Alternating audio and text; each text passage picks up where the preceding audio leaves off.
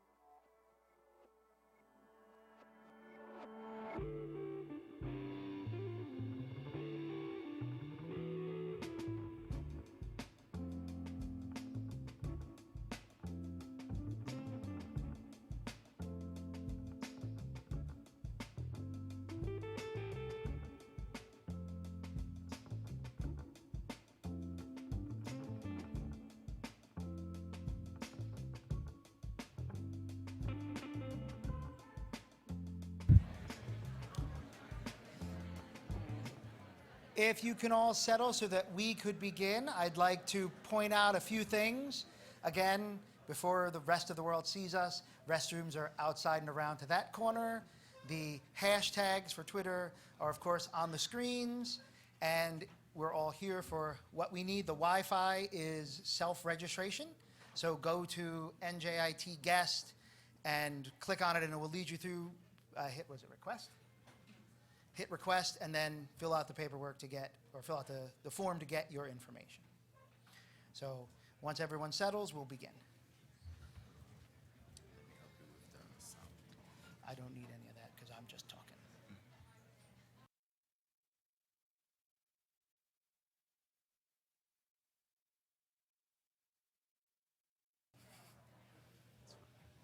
So we're all good? Good. All right, step off the stage and we'll begin.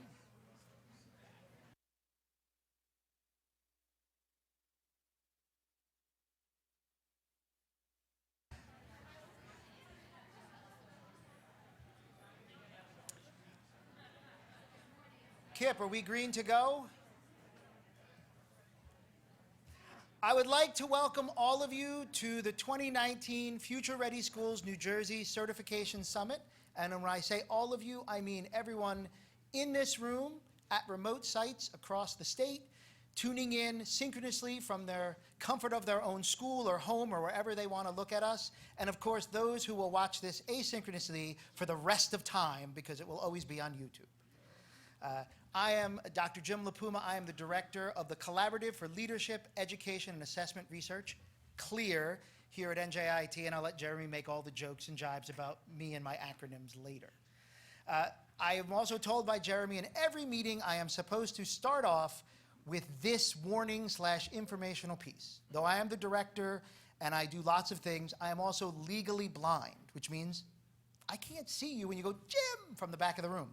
I also may run in things. But if you have any questions, if anything we talk about today is of interest to you, or later on in the future when you watch this video or you hear about it and have questions and you want to contact CLEAR, feel free to today see me at the booth or email clear@njit.edu, and we will be happy to discuss and see how we can support effective education across the state of New Jersey, the country, and in some cases, the world.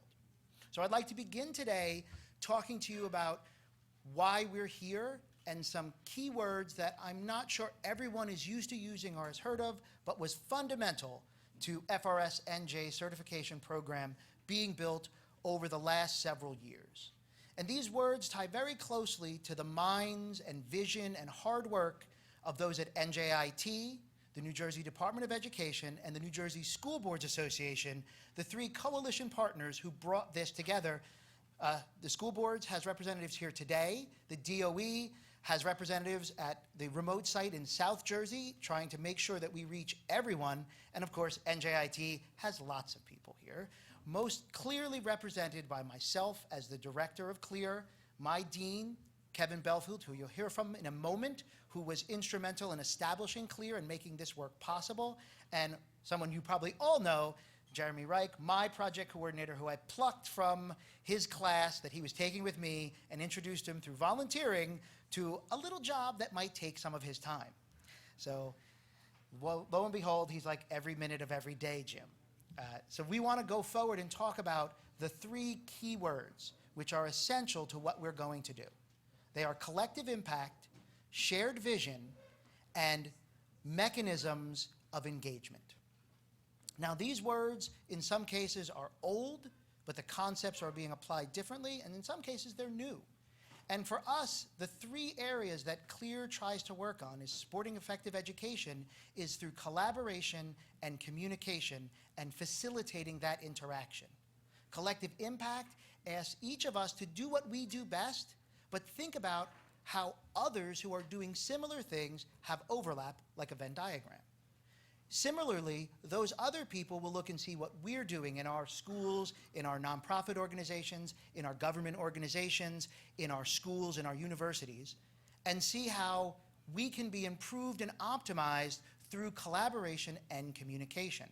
NJIT had its silos, but thanks to CLEAR, we've begun to connect the work of many people so that it adds value to everyone. And this leads us to the next idea, which is shared vision. The idea of shared vision is not that you are pushing out your ideas or that you buy into someone else, which is a key part of leadership and important. But the idea is that in that collective impact model, where there may be an organization who has a vision, you find that common piece which matches with what you do, so that together you can move forward both organizations' agendas. The idea is that all of us need to find similar people who have similar interests, who want to do similar impact, and work together towards that common goal, even if in a day-to-day basis we work separately. Now, the last one is something that I have been trying to work on for years and is a term that I don't think is used very much, and it's mechanisms of engagement. pathways to engagement, ways of getting people involved. Back in the day when I first started, it was a pipeline to get someone from point A to point B. Now we talk about pathways. The idea is that no matter how much you have collective impact, where you're all working together and you share vision, there has to be a mechanism through which the people who are interested and want to help can do it, and those people who need help can get it. And it is that one key concept that Future Ready Schools New Jersey certification program attempts to do with the indicators and the website and the volunteers and the organization is trying to give a way for everyone who wants to be involved to get involved. Now I start with this broad opening because today is about the specifics of the launch of the new program. And the idea here is that it is a work in progress. Many years ago, when I was tapped to first design this program with work from the DOE, with help from school boards, with the volunteers from across the state, from all the people in the Corporate Thought Partners Collaborative, from all your hard work and your interest, the chairs and co-chairs who've put in innumerable hours of thankless work, both to develop the indicators and to give feedback on all the awards. All of that is made possible through this idea of an interest in helping one another answer three simple questions. Where are we now? Where do we want to go? And how can we get there? What are the resources that can help us answer those three questions for our schools, for our students? How do we do our jobs to make sure that we're using technology not to replace education, but to enhance it? And it is this gathering today that launches the next set of self-reflection to help you figure out where you are. And if you know that, where you want to go. And if you know that, how you're going to get there. And for some of our schools, if you've done all that, how are you going to share what you've done so that others can be helped along the path? CLEAR is my organization that I work with at NJIT that has three key initiatives. One of them is Future Ready Schools. I won't talk more about that. The second is the solutions-based learning activities, which has an NSF grant called LIFE, which is Leadership and iSTEAM for Females in Elementary School, with my colleague Bruce Bouquet and my other colleague Nancy Steffenfleur. This brings science and technology, arts, engineering, and mathematics together to broaden the paths that exist for students so that all people have an opportunity to solve their own problem in their own way and are not discouraged from STEM. Our last and perhaps most relevant piece is STEM outreach. We have a number of activities which you can find on my table about things that you can do for free to learn more. Two events coming up, one on the 20th and one on the 21st, are about creativity and how that can be used to help communication and collaboration in all grades. And then the other one is about how gamification can be used to augment your learning and manage engagement. So that's my buy-in for this. I now want to talk to you about one last key idea, and that is that I shouldn't be standing up here and representing anything other than my interest in helping you do the best job you can. And it is because of people who have done that, who have allowed me to share my vision, to communicate and collaborate, to support effective education, to help you do your jobs, because you all do a wonderful job, that I am here to talk to you today. And the person who I believe has helped myself and Jeremy and my College of Science and Liberal Arts is our Dean, Kevin Belfield. I'd like to invite him up now to come speak a little bit about what we do and the great work that is going on in the College of Science and Liberal Arts at NJIT. Dean Kevin Belfield.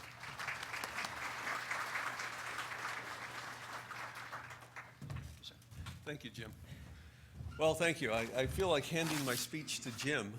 He's a marvelous orator, a wonderful colleague, and I want to thank him. This is clearly his vision, and I think due to his efforts, we've really been able to realize some real changes, and due to your efforts, some real changes in our K-12 education here in the state of New Jersey.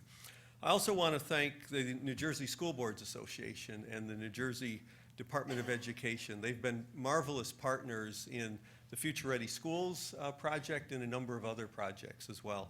So in addition, Jim mentioned his colleagues in CLEAR and Future Ready Schools, Jeremy Reich, who I believe you all know. If you don't, you will very soon, in a very intimate way, I imagine.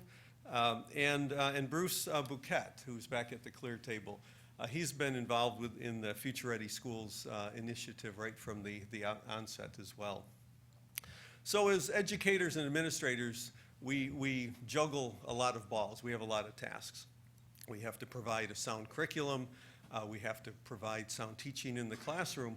But one of the things that we have a remarkable responsibility for, that students look up to us as, is helping them develop the hopes, helping inspire them to reach their dreams.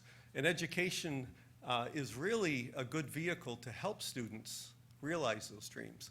But one of the reasons we're here now, one of the reasons we're grappling with what's the best way to develop the next stage of education for our students, is because we're in the midst, or we're in the early stages of the digital age. So the students that are graduating from your schools now, the 12th graders, when they were in preschool, imagine this. This wasn't even available. But by the time they hit the 5th grade, this was heavily adopted. Now this is ubiquitous. How many of us, how many of our students don't come to school every day without one of these? Now there's technology that's readily adopted. Smoke detectors in homes and businesses are readily adopted. But how much does that affect human behavior? So we see that this type of technology, the digital technology, the access to information, personal communications, mass communications, has a profound impact on the quality of life, but also has a profound impact on human behavior. And I believe we're just beginning to understand the cognitive and the learning related issues. So this presents tremendous challenge for us. I commend you for your efforts and wanting to take this challenge on head on to help prepare your schools to be truly future ready. Now, there's a flip side to inspiring students, is that we also want to ensure we don't raise false hopes, or we don't promote false dreams for students. And so this is really the awesome responsibility that we have as educators and as educational administrators, to help provide the solid foundation for students so they truly can go on and aspire to their dreams. So this this program that we have here in Future Ready Schools is a tremendous effort. It really is a remarkable effort.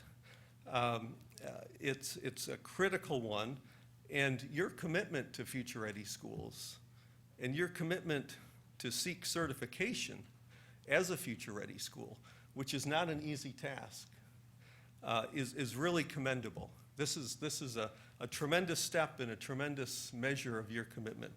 And so again, I really want to applaud you for those efforts, because what we're really doing with students is we're really preparing them for their lifelong journey to learn, for their career.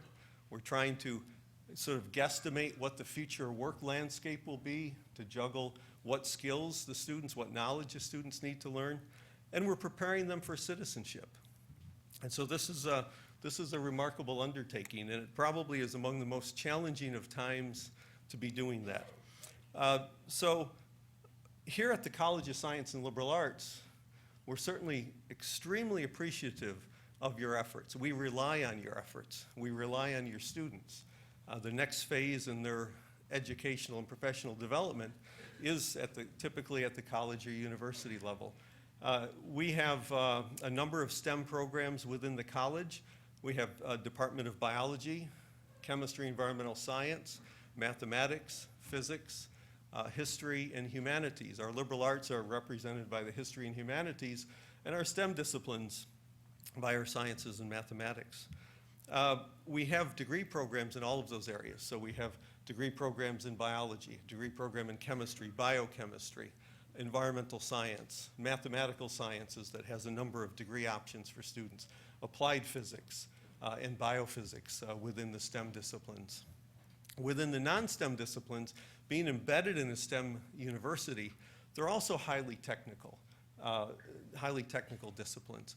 So we have a theater arts and technology degree program, a communication and media program, a science, technology, and society program, a history program that focuses on history of technology, history of medicine, history of science, history of law. And then we have what we call our pre-law program, which is not simply a pre-law program, but it's LTC, Law, Technology, and Culture. So it really, all of our programs, even our liberal arts programs, weaves in technology into the core of their programs. Well, I'd like to talk to you today, just spend the next couple minutes, about a couple of new programs that we started. So one of our newest programs that just kicked off this year is a bachelor degree in forensic science. And I hope some of you have heard about it. Our marketing and communications people have been trying to get the word out. But this was a program that we very deliberately developed for the citizens of the state of New Jersey, for the students in New Jersey. Now, in societies, even civil societies, there's crime. And where there's crime, there's often evidence. And where there's evidence, there's often the need to analyze the evidence. And the techniques that are being developed in science today to analyze ever smaller quantities of evidence, ever more precisely, is really beginning a revolution in the field of forensic science. Up until now, the state of New Jersey had no undergraduate degree program in forensic science. So we went ahead to develop, we embarked on this journey to develop a heavily physical science-based forensic science program. It's very different than from a criminal justice or criminology-based program. It sets a strong foundation in the life sciences, in the physical sciences, and in mathematics, and then has a strong professional core. And before we even developed this program, we went out to the community, the professional community. We talked with crime lab directors. We talked with investigators from nearly every county in the state of New Jersey. We talked with forensic investigators from the State Attorney General's office, from the Food and Drug Administration. We enlisted them as part of an advisory committee, a professional advisory committee. We also enlisted a person that is very familiar with the national accrediting standards. And so together we collectively developed a curriculum that would best serve the needs of the forensic science community. So that just started, that just kicked off. So I wanted to make you aware of that. Hopefully, if you have students that are interested in forensic science, you'll certainly think of us and refer them.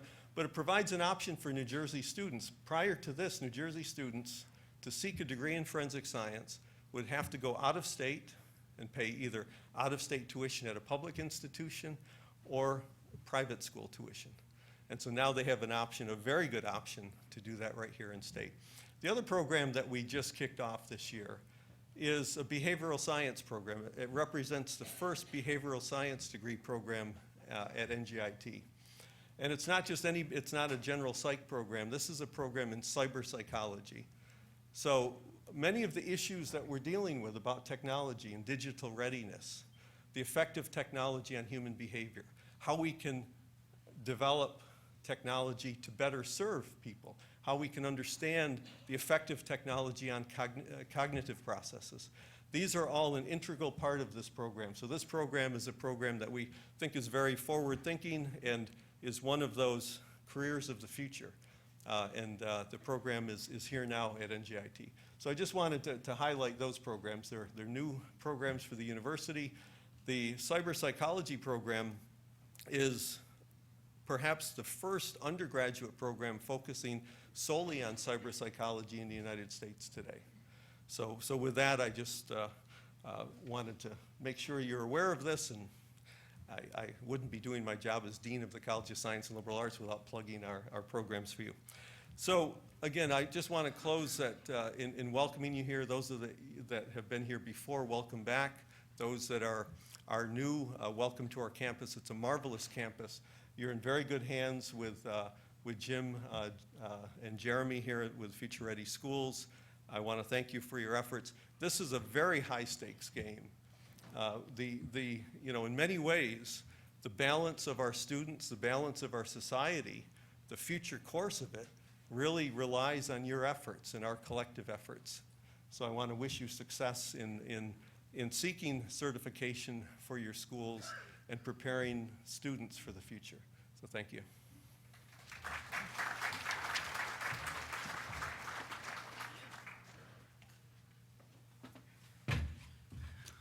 right, good morning, everyone. Welcome to NJIT. I am Jeremy Reich, the project coordinator at CLEAR for the Future Ready Schools New Jersey Certification Program. Thank you, Jim. For those of you who are with us synchronously, whether you're viewing live, I apologize, we're obviously running a tad later. I believe I saw a preview to an email that was saying that people were running into the trifecta of accidents. So I will try my best to make up for that timing. Those who are attending, also we have partnered up with SRI&ETTC at Stockton University, who hosted one of our certification summits last year, and there is a group of educators watching from there, so hello. And then, of course, there's those who are watching through time and space. I may be a Doctor Who fan. So I would like to thank Jim and Dr. Belfield for their support in making all this possible. We are a small team at CLEAR, but we are a mighty coalition, and without the support of NJIT, without the support of the New Jersey Department of Education, without the support of the New Jersey School Boards Association, none of this would be possible. So obviously we're here for Future Ready Schools New Jersey, but we're also here to celebrate National Digital Learning Day. So National Digital Learning Day was started in 2012 and has provided a powerful venue for educators and leaders to highlight great teaching practice and showcase innovative teachers, leaders, and instructional technology programs that are improving student outcomes. This grassroots effort blossomed into massive nationwide celebration as teachers realized that Digital Learning Day is not about technology, it's about learning. And that's really, what Future Ready School is about. One of the first questions that I get when somebody's asking me about what Future Ready Schools New Jersey is, oh, it's just about the technology, and that's really not the case. The technology is obviously a part of it, but it is everything that surrounds the impact of that technology, from the leadership to the pedagogy to the tech support, that whole holistic set. I'd also like to welcome two organizations, nonprofits, that we've collaborated with over the last year or so. The New Jersey STEM Pathways Network with Alex over here, who was established in 2014 by the New Jersey Office of the Secretary of Higher Education to define and guide a STEM vision for cradle to career pathways in New Jersey. And it's been really cool to see that collaborative effort that brings together STEM educated related organizations and individuals from across the board into one room. And we're actually kicking off New Jersey STEM Month tomorrow on campus. So definitely check out the hashtag NJ STEM Month or talk to Alex over here. We also have Education Superhighway, who brought a whole team with them, which is a national nonprofit focused on K-12 broadband, whose support comes at no cost to school districts or the state. Our friends at the New Jersey School Boards Associations are also working with the Education Superhighway to launch the NJ K-12 Broadband Initiative, which is an effort to make sure all schools have access to high-speed internet so New Jersey students can take advantage of digital learning. Very much in line with what we're talking about today. So thank you both for coming. And I'm just gonna skip past all these slides I meant to go through and never did. Whoops. So I just want to talk for a second about how amazing, and you can look around you, whether you're here at Stockton or maybe the numbers that you're seeing on YouTube for how many people have viewed this, if you're with us asynchronously. But we have a phenomenal community of educators, leaders, and stakeholders. In our first year, when we were piloting this program in 2017, I sat in a restaurant in Bayonne with Joshua Cohen, who was then the Chief Innovation Officer of the New Jersey Department of Education and who's now at Newark Public Schools. And we said, wouldn't it be great if we got 20 schools involved in this pilot? Well, we ended up certifying 63 schools and completely broke our initial pilot system in the best way possible. And this community has continued to come together from across the state to take on an effort that's no small task, but to support each other through it for a cause that is truly good for our educators and our students. So I want to congratulate all of you for being here today. The 115 districts who have officially committed thus far to this process, the 350 plus schools who are officially participating, the 4,000 plus community members that I can claim that we have, and all of you for taking the time out of your day, whether it's today or some other day, to join us. So thank you, and really congratulations, because this is not possible without you guys. I also want to announce a few cool things that have happened over the last year. Alyssa Malaspina is in the room. I don't know where she's at. There she is. She is the chair of our Future Ready Librarians Resource Indicator Initiative in New Jersey, which took the tools and what we learned from the certification program, brought together a few dozen school library media specialists and the NJASL from across the state to develop resource indicators for that role. So that's something that's really cool. It is launched, it is live, it is there for you and free to use. We are also working, as we run into the 2019 certification cycle that starts today, on establishing the 2019 Awards Committee. So the content of this program, the indicators, the process, we facilitate it at Future Ready Schools New Jersey, but I am by no means telling you what your service should look like. I'm a historian, I have no idea. We rely upon the expertise of you, the educators, the leaders, and the stakeholders to create those indicators, to update those indicators, and to provide collective feedback on submissions that come through. And that is the goal of this awards committee that we will have any other year. So you want to check out FRS-NJ.org/committees to join up. It has all the requirements there. And if you have questions, let me know. We want you, and you can definitely see my historian bias there. With all of that being said, and hopefully quicker, I want to introduce three individuals, well, two of three individuals. One of them had the flu today, Stephanie Heslane, so hopefully she's feeling better if you're watching now. But these three individuals have gone even further than the task force members who have created the program on a volunteer basis. Over especially the last 2 years, they have taken a ridiculous amount of time and effort, not only helping us to narrow down 104 indicators to 50 to make your experience better, but to lead the efforts of revision in the last 2 years, to lead the efforts of the review for the last 2 years, and to really act as the core people that we go to, now with their co-chairs, several of which are in the room, to make sure that we are not siloing ourselves off and that we are best serving the Future Ready Schools in New Jersey community, because that is what we're here for.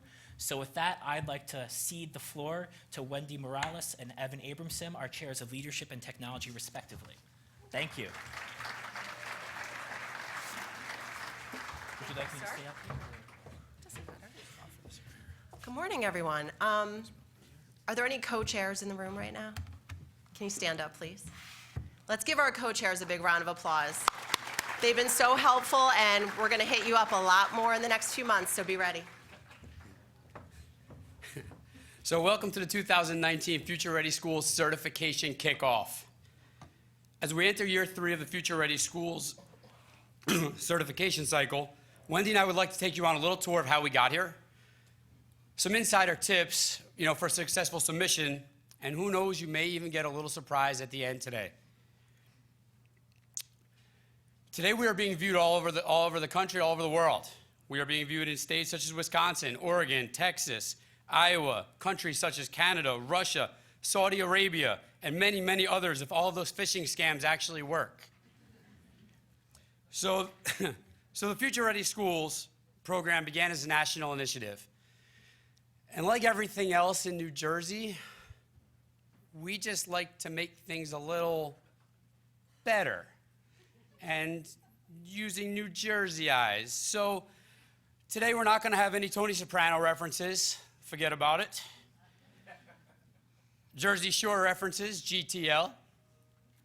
Messages from famous New Jersey residents such as John Bon Jovi, Anne Hathaway, Ray Liotta, or the great Jack Nicholson. What you're about to see as well, the beginning of how New Jersey makes everything, well, that much better.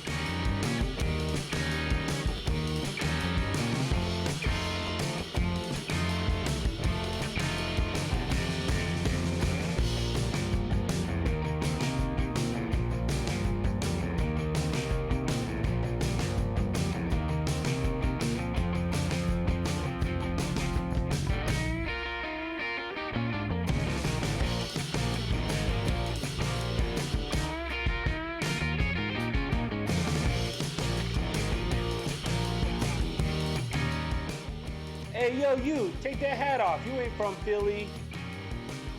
Hey, get out of here and take those subs with you.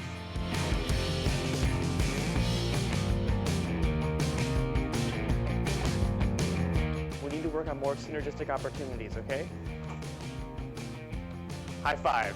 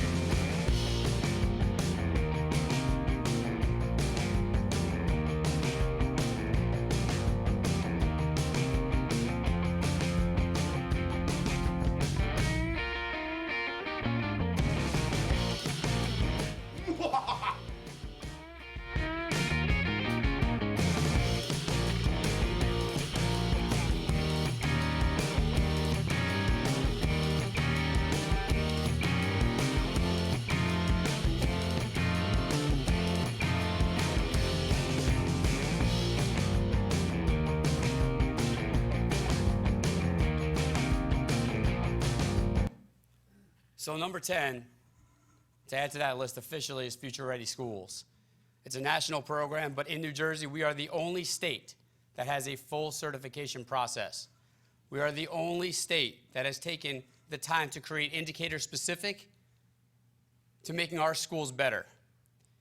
If you look on the Future Ready Schools national website, there's tons of resources out there. However, with the group of amazing educators and influencers within the schools, we have actually gone and created things that will help our schools immediately improve. At this point, I'm going to turn it over to Wendy. Where am I going, Mike? Okay, so that being said, the fact we kind of, stressed ourselves out a bit by trying to be so wonderful, because now you have a lot of work ahead of you. So we thought, just being part of this process the past couple years, that there are some things we could tell you, take them or leave them, that might help you with this process, whether or not you're starting it for the first time or you're one of the districts going for silver with distinction. So the first one is, this seems obvious, engage in teamwork. But really what we see at the award side, we can kind of tell if 2 or 3 people did all the work, or if you really made it a school-wide effort.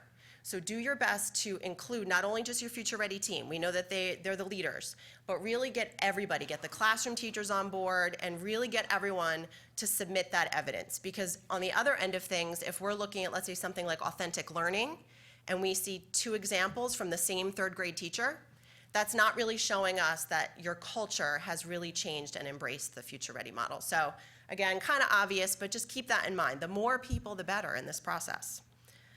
The next thing is the district partnerships. That's the thing we've gotten in Middletown out of this, I think, the most, is that part of this process is, and those of you going for higher levels of certification, you're required to mentor other districts, to open your doors to other districts. And if you're a district going for bronze, reach out to these districts today. There are people in this room say, hey, can I come by with my team? Can we walk into your classrooms? Can we ask questions? Can we collaborate? And those of you going for silver or higher, you should be proactively reaching out. Some of you in this room have already hit you up to, that's right, Derek, to come into your schools and learn from you. Because even if you're going for higher levels, we know there's so much more to learn. So just keep that in mind, because that is the greatest benefit, in my opinion. Creating the action plan. I'm gonna shout out Long Branch here. If you wanna see, is Long Branch here? Woo! All right, thanks guys. They have the most amazing evidence that they've been sharing out publicly through Twitter, but hit them up today. They have created an awesome action plan, as many of you had, but that really breaks down the process because it can be overwhelming. Just looking at the indicators isn't enough. You have to really frame out step by step what you're going to do, who's going to take the lead on it, what the resources you need are, and giving yourself deadlines. So I would hit them up today and get a copy of theirs because it's pretty amazing. Staying organized, I know that also seems very obvious, but when you have hundreds and hundreds of pieces of evidence coming at you and many, many people submitting them, it can get again, overwhelming. And sometimes on the other end of things, we get links to folders. We can't go through tons of folders. So make sure that everything is linked directly to the indicator that you want the awards committee to see. I'm going to shout out here Shore Regional. I think they're watching. And they've created an awesome website, which they tweeted out the other day, actually, that really helps them get all the submissions from all their teachers. And it actually, they created a webinar to walk their teachers through the process of submitting the evidence into the website. They created their own system for it. So consider, too, how you're actually going to collect that evidence. And then this year, you have the luxury of submitting early. I know in the past, most of us waited to the very last minute, and many of us probably still will. But if you get done early, that gives you the opportunity to get feedback if you ask for it. This year, we are not giving feedback over the summer. It was just it was too much. It was like a full-time job for the awards committee. So once you submit, if you wait till the deadline and submit, that's it. That's your submission, and that will be scored. If you submit early and say, hey, I'm not quite sure about this particular submission, can you check it out? The chairs in the awards committee will check for you and give you that feedback if you ask. So it's a good opportunity if you're not quite sure to take us up on this offer to get that feedback. And of course, we're not just doing this for the banner. We all love the banners. They're very nice.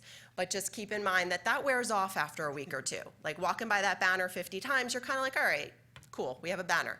It's really about, walking into the classrooms every day and seeing the real change that Future Ready New Jersey certification can make in your buildings, which, in my town, I can say has honestly in the past couple of years completely transformed the way that we teach and the way our students learn. And at the end of the day, this is about the kids, and this is what's best for kids, and it's what's best for our schools. So just keep that in mind, but then again, we do hope you get the banner at the end of the day. So good luck to all of you. And we are here as chairs and our co-chairs who stood up before to help you. So please email us, reach out, tweet us, DM us, and any questions you have, we're here for you. Okay, and finally, So again, thank you for coming to the Certification Summit today. As a celebration for Digital Learning Day, we obviously wanted to show off Jeremy's dancing skills by having a little celebration of our own, and since Stephanie was out ill today, so we filmed this prior for you guys. feel free to dance, let's get the energy level up because we're about to do a lot of work. Get out.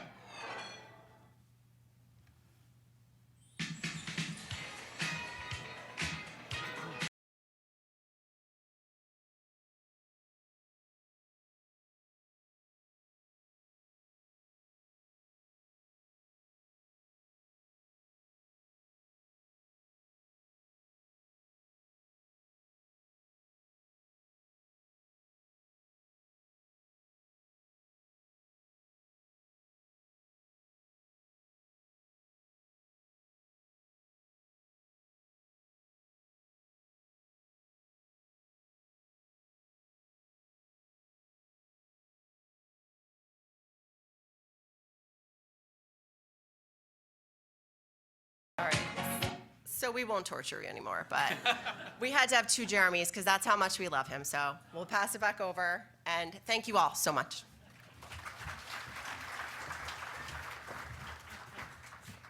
You're funny. See, I wish there was two of me, so if you can make two of me, you can get on that part. For the record, I had no idea they were doing that. They told me not to look at their slides when I copied and pasted them in, and I honored that for some reason.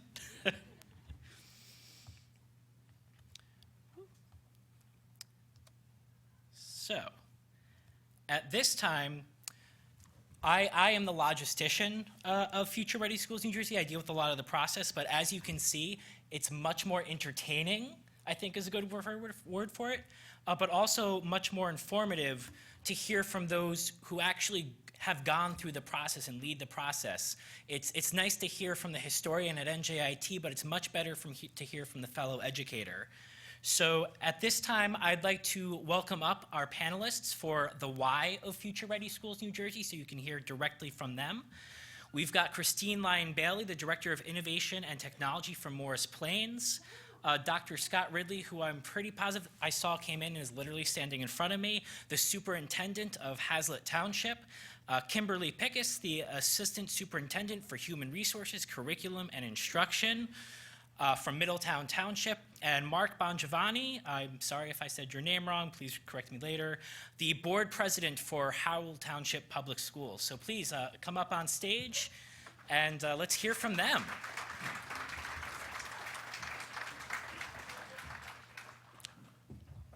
This one, it's, you gotta do the, I didn't see the orange for some reason.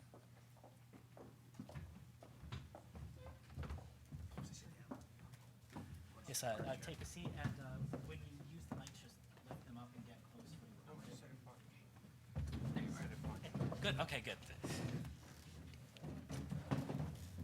that's weird. It's not Yeah. I apologize for the minor technical difficulties. There always has to be one, as well as all the car crashes.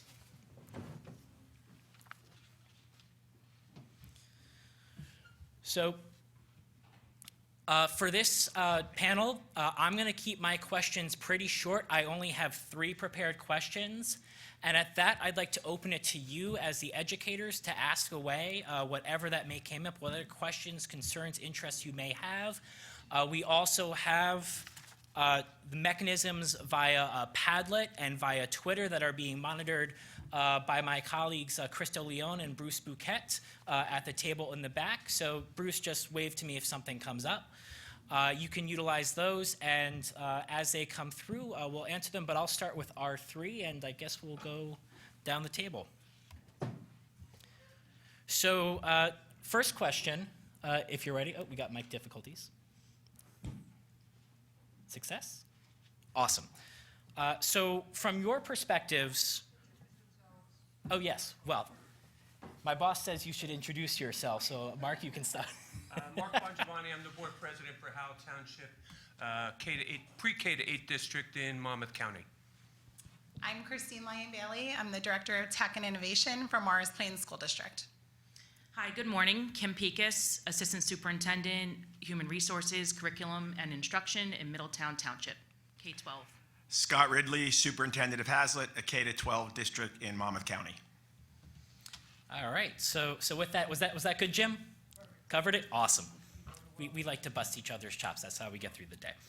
So from your perspectives, why did your district embark on the Future Ready Schools New Jersey journey? And I'd like to start over here with Mark.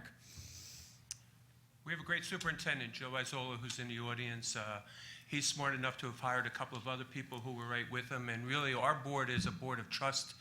He came to us and said this is something we should get involved in. It made sense, and we went forward from there. I can mimic a similar sentiment. We have a really dynamic leadership team in Morris Plains, and we knew where we wanted to get. We just needed to figure out the journey to get there. And so Future Ready offered us both the reflection and the planning for growth that we needed in order to get to be the best district that we could be. Similar. For us in Middletown, where we have 17 schools, over almost 10,000 students, it was really about bringing a clear focus and greater consistency in our vision for the future in terms of teaching and learning, and taking on that great responsibility for preparing students for what will be their future, whether that be in college or careers, and the ever-changing landscape of what that really is. It's an excellent question, and this is a wonderful initiative, but I'd really like to talk about the Garden State Parkway. I got here 30 minutes late today because of the Garden State Parkway. And a year ago, 13 months ago, on January 1st, I began in Hazlitt and came to this very gathering 30 minutes late because of the Garden State Parkway. When I walked into this gathering, I was a brand new superintendent in a brand new district.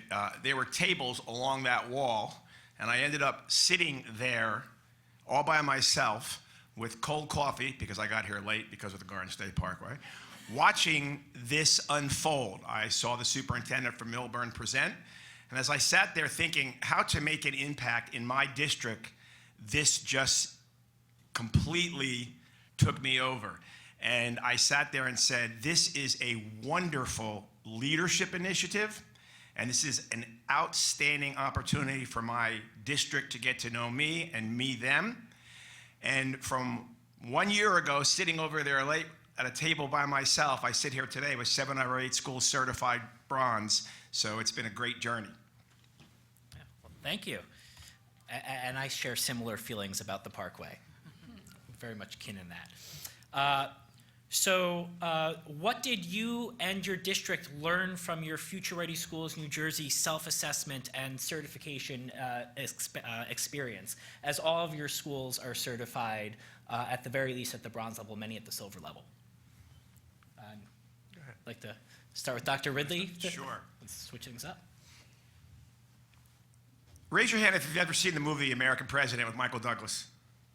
Okay, so I have a frame of reference out there. So Michael Douglas is this widowed president, and he's dating Annette Bening, who is a lobbyist who stands for all the things he doesn't agree with. And all during the movie, he's trying to buy her flowers. And he's the president of the United States, so when he calls up and he tries to give his name over the phone, they say, yeah, fine, they hang up on him. He goes into a florist, and they say, sure, you're the president. And the Secret Service kind of intervenes when the clerk gets a little rude, and he's unsuccessful. And at the very end of the movie, he's walking out with Annette Bening to some kind of gala affair, and she's carrying these beautiful bouquet of roses. And she looks at him and she says, how did you get them? And he looks at her and he says, turns out I have a rose garden. And as you know, the White House has one of the most prestigious rose gardens in the world. I learned that about my district. Turns out I have a rose garden. I showed up a year ago, I had 8 individual schools. Now I have a neighborhood. I had 8 castles. Now I have a kingdom. And the process for me familiarized myself with the integrated and horizontally transcending excellence throughout my entire district. So we're kind of neighbors, Middletown and Hazlitt, and similar kind of story, just a little bit larger, a little bit more square miles to cover. The superintendent's a lot better looking than I am. And really, it was about understanding that there was a lot of great things that were going on in Middletown. It was figuring out a way to make it happen more uniformly and consistently so that every student benefited from the wonderful practices we were seeing throughout our schools in different hallways and different classrooms. And it was really about bringing the board and the administration and the certificated staff and the support staff all in line with a clear understanding of what our district philosophy and mission really was, and all working towards that singular focus. So it really allowed our governance structure in terms of aligning our strategic plan with our district goals and initiatives, our budget and the purposes for which we used our monies, and our building school goals, our administrator goals. A lot of you out there know what those are. Our staff PDPs and our SGOs, and more importantly, our student-created learning goals that students were taking ownership of and authorship of, all in line. And it really, going through that process, allowed us to realize we had a lot of great opportunities in the form of our curriculum with some electives and some courses, but really it allowed us to reflect and expand the offerings that we provide to students. It also allowed us to realize that although I think, we've said this before, the technology is important, it's more about the application of the technology and the integration of the technology, and making sure that students understand that they now have access to a plethora of data, and really how to use that data in smart ways, responsible ways, reinforcing the importance of digital citizenship, because we all struggle in our schools with that, making sure that our young learners, our teen learners are responsible when they're using social media and the internet. So it really allowed us to reflect and identify areas in which we needed to improve with that teaching and that instruction. And from there, it also really allowed us collectively to work not necessarily harder, but smarter. So it wasn't about creating new ways to do things as the sands underneath our feet are constantly shifting when it comes to the educational landscape. Achieve had just come around, so it was about having a clear focus that when we do our instructional rounds with staff or our informal walkthroughs or our evaluations, having a clear focus of what we were expecting and reflecting on what we see and how can we improve through those measures. We all have to do those things. So just do them better. don't reinvent the wheel. It also allowed us to reflect on our professional development model. And we realized that a top-down professional development model isn't effective. And we were able to identify ways in which we could personalize for our adult learners in our district. Because in our situation, we have about 1,400 of those adult learners, our staff. And it was about personalizing their opportunities for professional development and utilizing teacher leadership. If there's one thing that I would say we're probably most proud of in our district, it's the teacher leadership that has taken root in and around Future Ready. And people not feeling ashamed anymore or afraid of looking like the person who's willing to put themselves out there and be the bragger, about what they do well. But teachers opening their doors to each other and willingly signing up. We have such great professional development initiatives going on where in our mathematics department, they've embraced what they call a pineapple chart in reflecting on how to better improve their and create a consistent use, more effective use of instructional practices, where they hang those pineapples, those welcome signs on their classroom doors, and they announce proudly something that they're trying for the first time, or maybe they've perfected upon, and they welcome their colleagues into their rooms for, even if it's just 2 minutes on their prep, to stop by and see how it's being utilized in the classroom, to our classroom lab sites that we now have teachers hosting, not just our own teachers, but teachers from other districts who come in to see the practices that are taking place in and around Future Ready initiatives. The use of our coaches, our ed tech specialists, and the revisioning of what our media specialists do on a daily basis. So we could go on and on from Middletown, as we've gone through the process, it really has allowed us to be better. That's the bottom line for our students. So in Morris Plains, I think the Future Ready journey has represented really two key pieces, communication and relationships. So we're the opposite of them. We're 2 schools, 600 kids. We can walk from one school to the other. We're really little. And we knew we were doing some great things, but we didn't have any friends in that. We were very isolated. We just had our own staff internally, and we really hadn't expanded and built relationships outside of Morris Plains. There's been an evolution of leadership over the last 5 years in the district.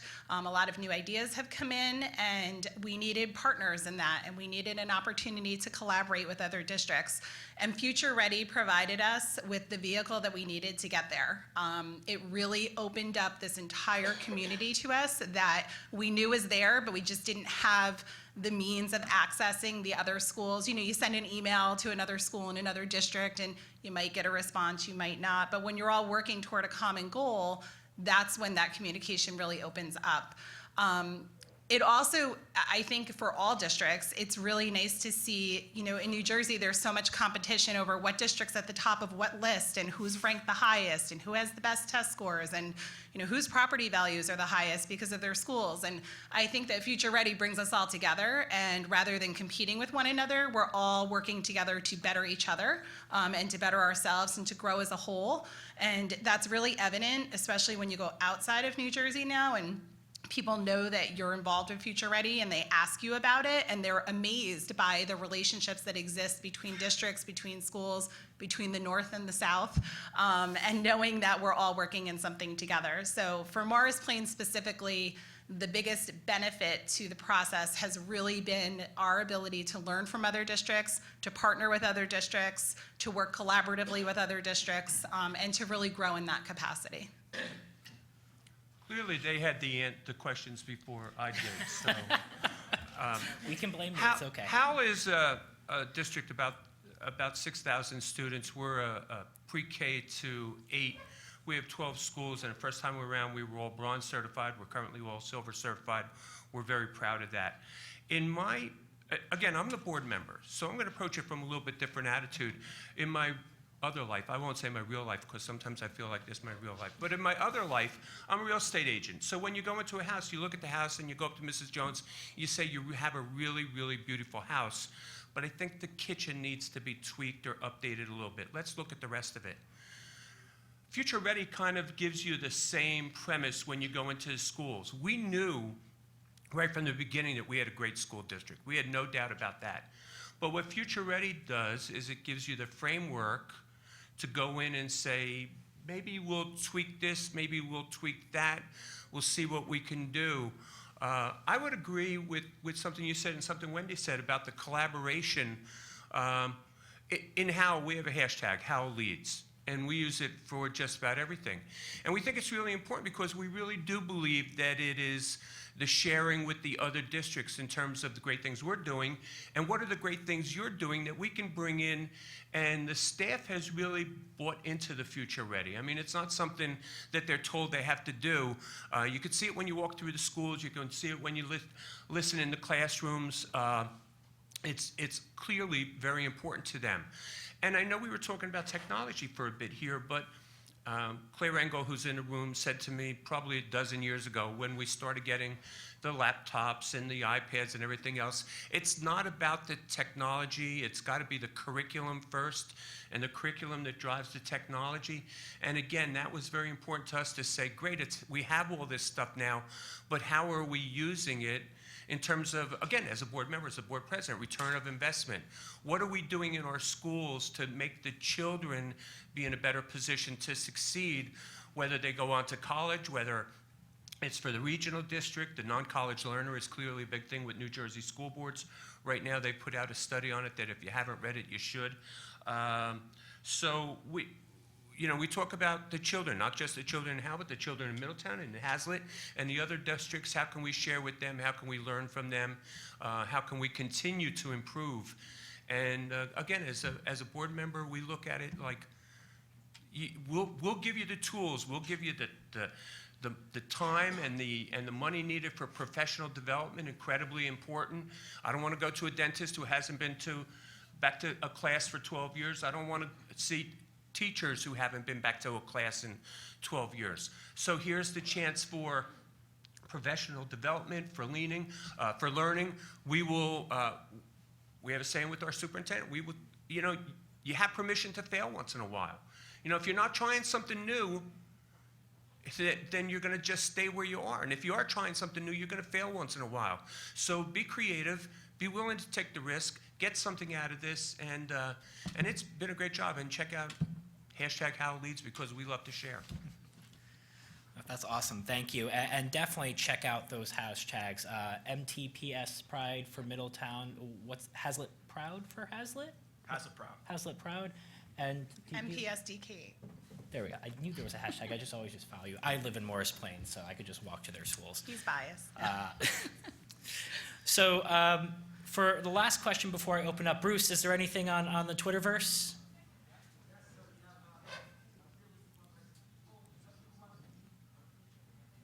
Yes, Mike, please.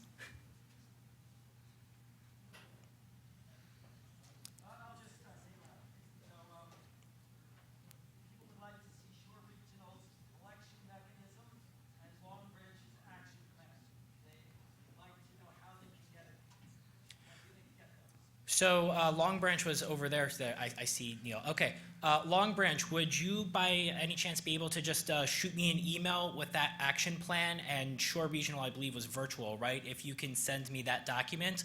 If anybody's looking for there, I am happy to act as the liaison for that. I could either add it to the YouTube stream or just email and pester me. I'm here to be pestered. Use me as you need.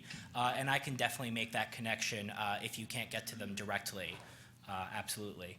I'm going to switch to my last one question, which I guess I already went to. Do you have any tips, tricks, ideas, advice that you might have for districts who are in the room who are just starting their journey or might be going to those higher levels of certification from bronze? We'll start with you, Mark, and go back down. From my perspective, it's got to be that the board supports the initiative, supports the superintendent, supports the staff, the teachers with what they're doing in the classroom. And that's not just money. It's money, it's time, it's willingness to give them a chance to develop it. It's clearly not something that happens overnight. This is going to take time. Be willing to admit if you've made mistakes, be willing to learn from others, and certainly be willing to share with others. I really think it's about the collaboration. It's about using the framework and the gears and all the different levels of it. But from my perspective, it's one of the few times where you're going to hear somebody say it really does start from the top. In this particular case, if the top is the school board, and forgive me for saying that, if it's the school board who understands the importance of this work for your children, they have to support you. They have to support you. My advice would be ask and you shall receive. Morris Plains is silver certified for both schools, and we didn't do it alone. We did it by talking and communicating and asking for advice. And some of the indicators, specifically in the tech indicators, I opened them up. I had no idea what I was looking at. I called Evan. I called other folks involved in the process and said, can you help me clarify what this looks like for a tiny little K-8 district with 2 schools and 600 kids? Because it looks a lot different than it does in Middletown or the bigger districts in New Jersey. So you're not alone. All of us are in this together. So use that as your biggest resource, and you will find smooth sailing. And don't be afraid.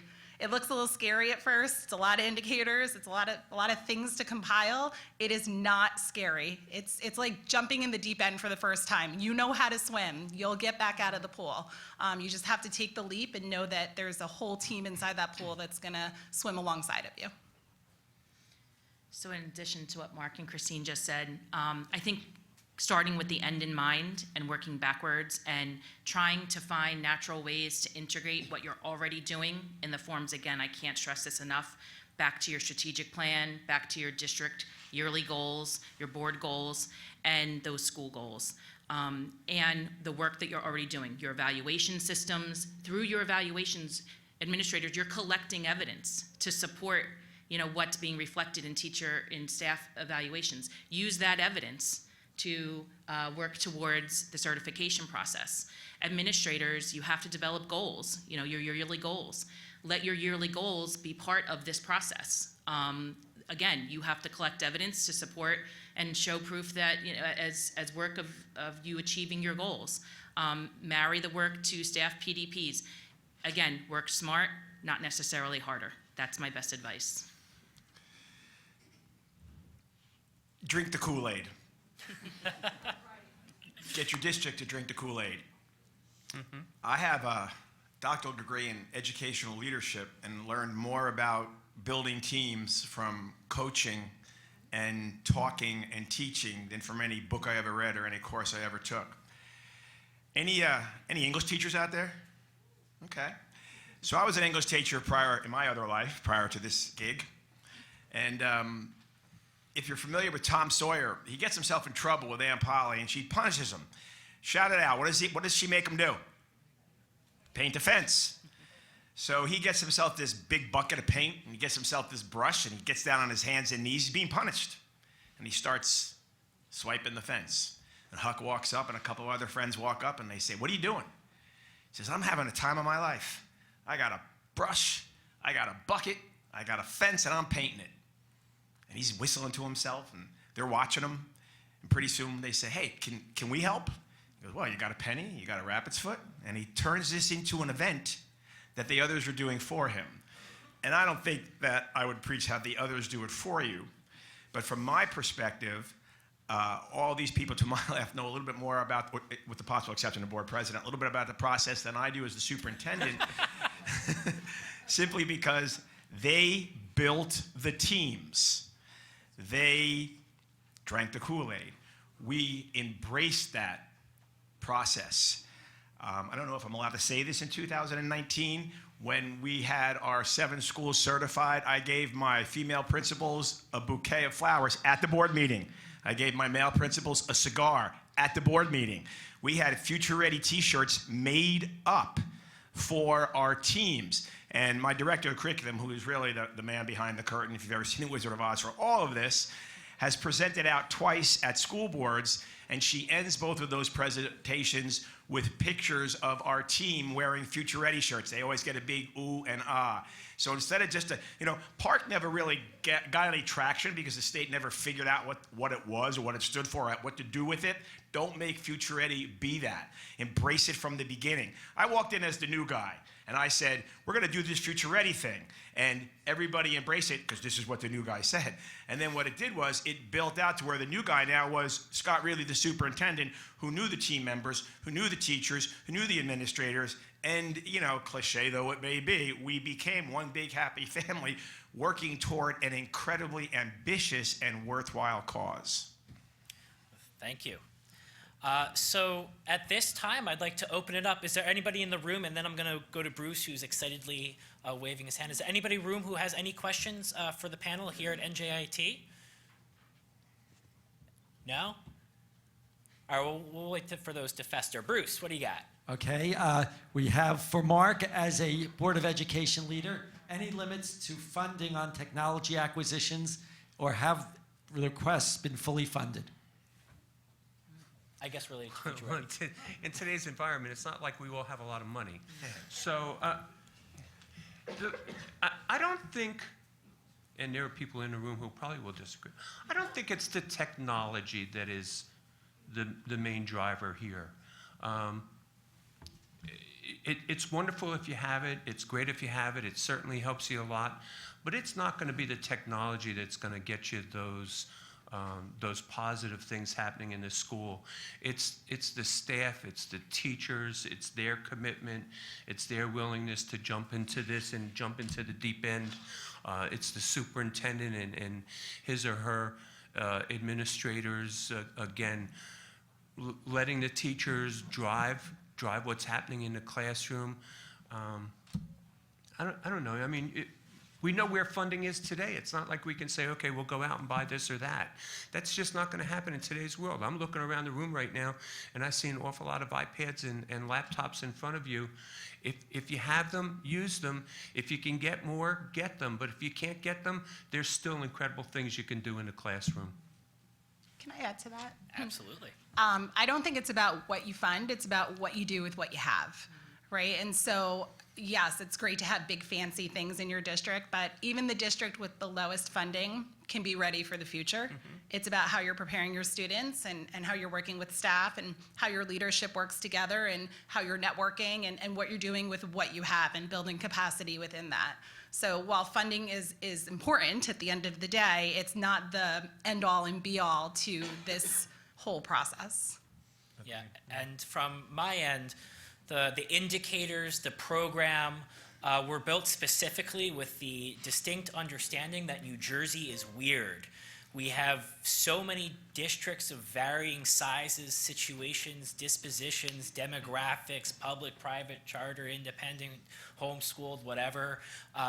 We designed the program to be flexible to your context. So we are very much inclusive, and we very much understand that budgets are budgets, but as has been said so much better than I'm going to say it, it's not about the exact technology you have, it's how you're using it, how you're supporting it, and how you're supporting your educators so that they can support their students and prepare them for the future. And technology and having some technology is, a component of it, but it is by no means the component. It is the teachers in the room who are doing it, not the laptops. And if it is the laptops, then you're not future ready because it's not about the technology, it's about what you're doing with it. And Jeremy, I just want to add too, don't be afraid to revisit your policies. We're expanding on bring your own device policies and really capitalizing on what students already have access to or own, and not being fearful of them using their own technology, but having clear practices and expectations and guidelines for what that would look like, because the district doesn't always have to reinvent or replace what they can bring into the classroom on their own. So use that, as a means of efficiency as well. And don't slow down. We built our Future Ready teams in 8 schools a year ago and met with great success. And I was fearful that perhaps when we move forward to begin this silver certification process, we'd get rolled eyes and slumped shoulders and again. And actually, quite the opposite. And really, I can't take any credit for this. This is our leadership team who put this into play. And my director of curriculum will bear this out. We had more people sign up to be on the silver teams than we did the bronze teams. And that's creating a culture that embraces this initiative. So keep at it. Thank you. Any hands in the room?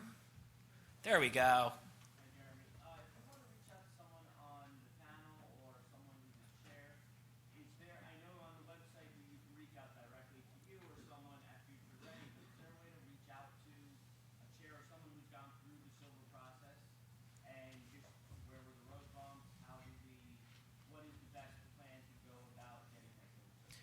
Absolutely. So I don't know if. Got it. So to repeat the question, as I was going to do, and bust their chops here. So how can you get in contact with chairs, those who have already gone through the process for help when you need it to have those collaborations occur? And there's a couple of ways. You can, of course, email me and get in contact with me directly, and I'll make that connection. I'm absolutely happy to utilize me. But also on our website, FRS-NJ.org, we have a page with maps. It's literally like a virtual map room, and it has maps of their Google My Maps, their lists that are connected with them. They have lists of every committed district, every participating school, every certified school, and what level they're certified at. So you can utilize those to find schools that are perhaps near you, or perhaps a similar disposition, especially if you're a smaller district or a unique scenario. So those are available and transparent on our website. It's frsnj.org/maps. But if all else fails, you can contact the chairs directly. The Twitter handles for the panel up here are in the presentation, which will never disappear. As long as you use this tiny URL, you could access it. The chairs are extraordinarily and probably overly accessible, as are the co-chairs. So there are many ways to make the connection, but if all else fails, utilize me. That's what I'm here for. All right, anyone else in the room? Yes. Jeremy, I know you said you had a partnership with DOE and the New Jersey School Boards Association. We're a district that's, you understand that, okay. Do a little dance. Hi, we're a district that's undergoing CUSAC this year. We're also a district that's committed to being future ready, and we're going through the certification process, and we're seeing a lot of similarities. We really enjoy the future ready part. We don't enjoy the CUSAC so much. Is there any talk with the DOE to kind of combine the two, at least with the instruction and program part? I'm thinking if a district comes back with 85% in the instruction and program, but then they're future ready, or they get certified to be future ready, you're really kind of confusing the public, and it's going to be difficult to explain to non-educators or parents or community. We're super future ready, but at the same time, we didn't meet these indicators because CUSAC is, or certain components of CUSAC may be a little bit antiquated and not future ready. Yes, so there's a couple of facets to that question, and hopefully I'm going to get them all. So I'm by no means an expert on CUSAC and what's involved in that process, but I am aware there are connections and similarities. Future Ready Schools New Jersey as a program is housed at NJIT to ensure that it remains a politically vendor agnostic, but also voluntary process. So we certainly don't want to go to the other end of the spectrum where we completely link to something that's official and perhaps compliance related in that scenario. As far as making cross connections that could help perhaps save time, that's something that we have discussed between the coalition members in several times over the last couple of years. We just had the recent or relatively recent transition, so that's a conversation that is still ongoing.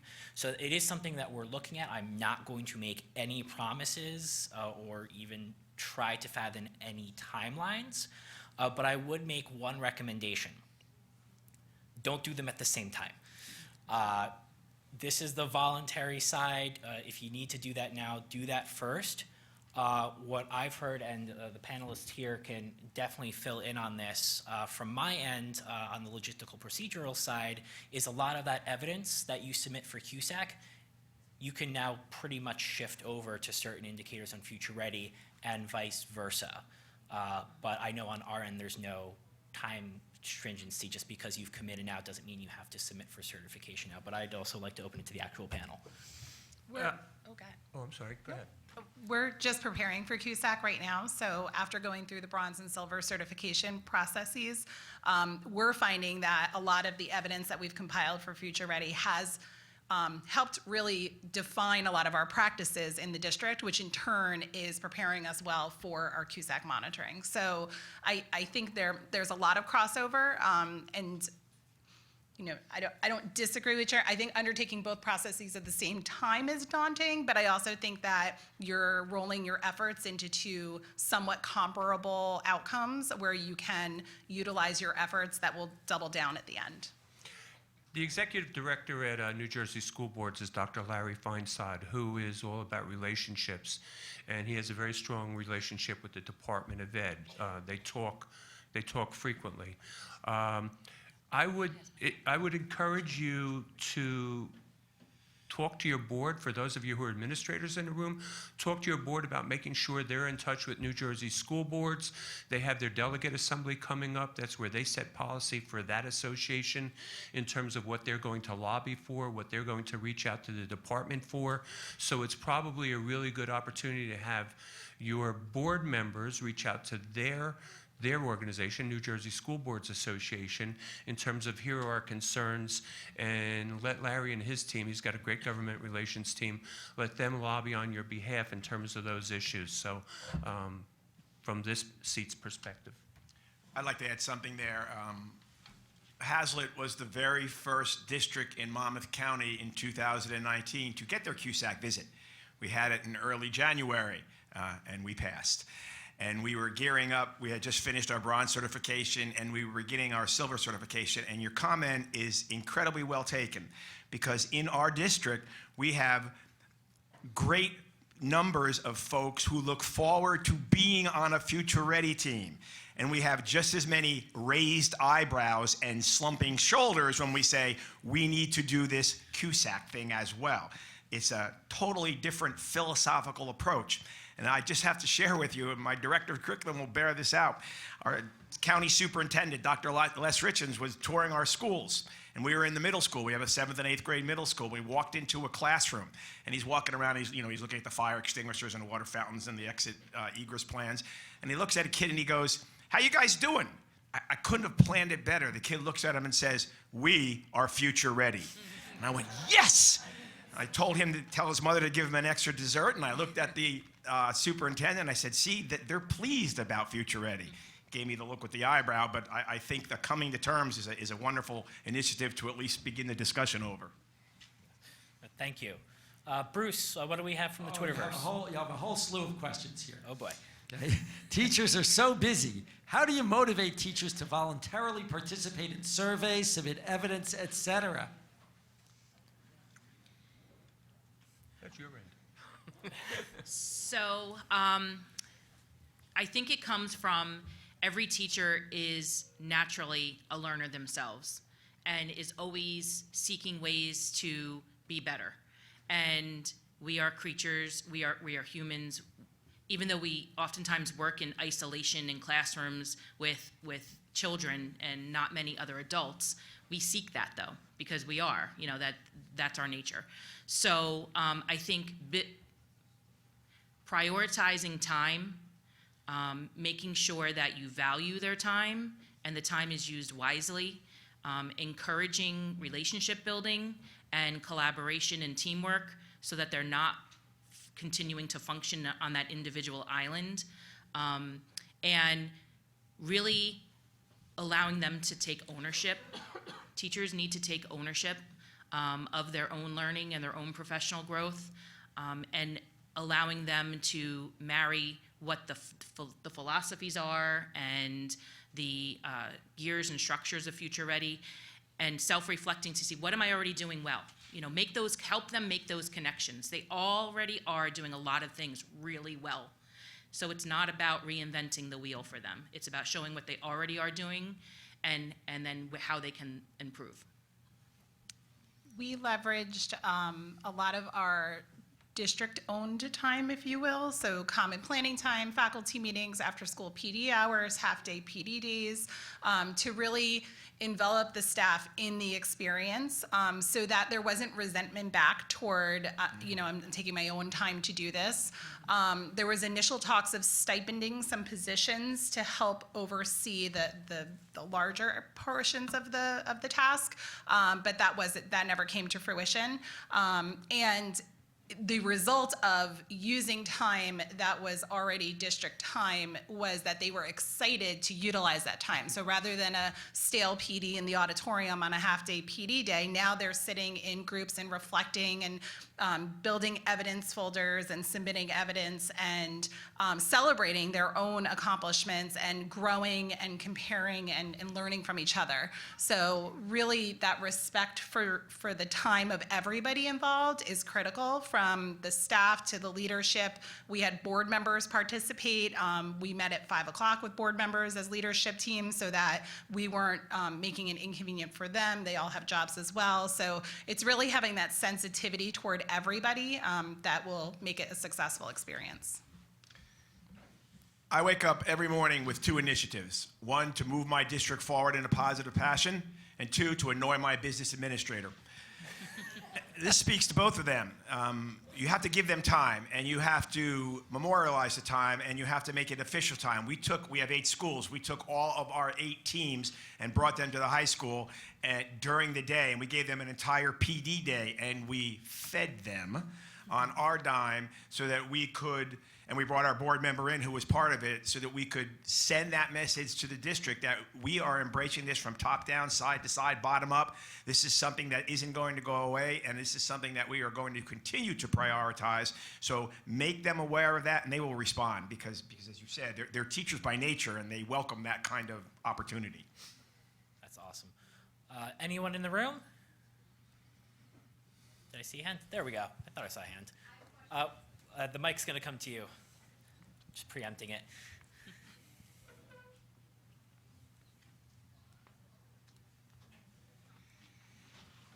Through the maze. Thank you.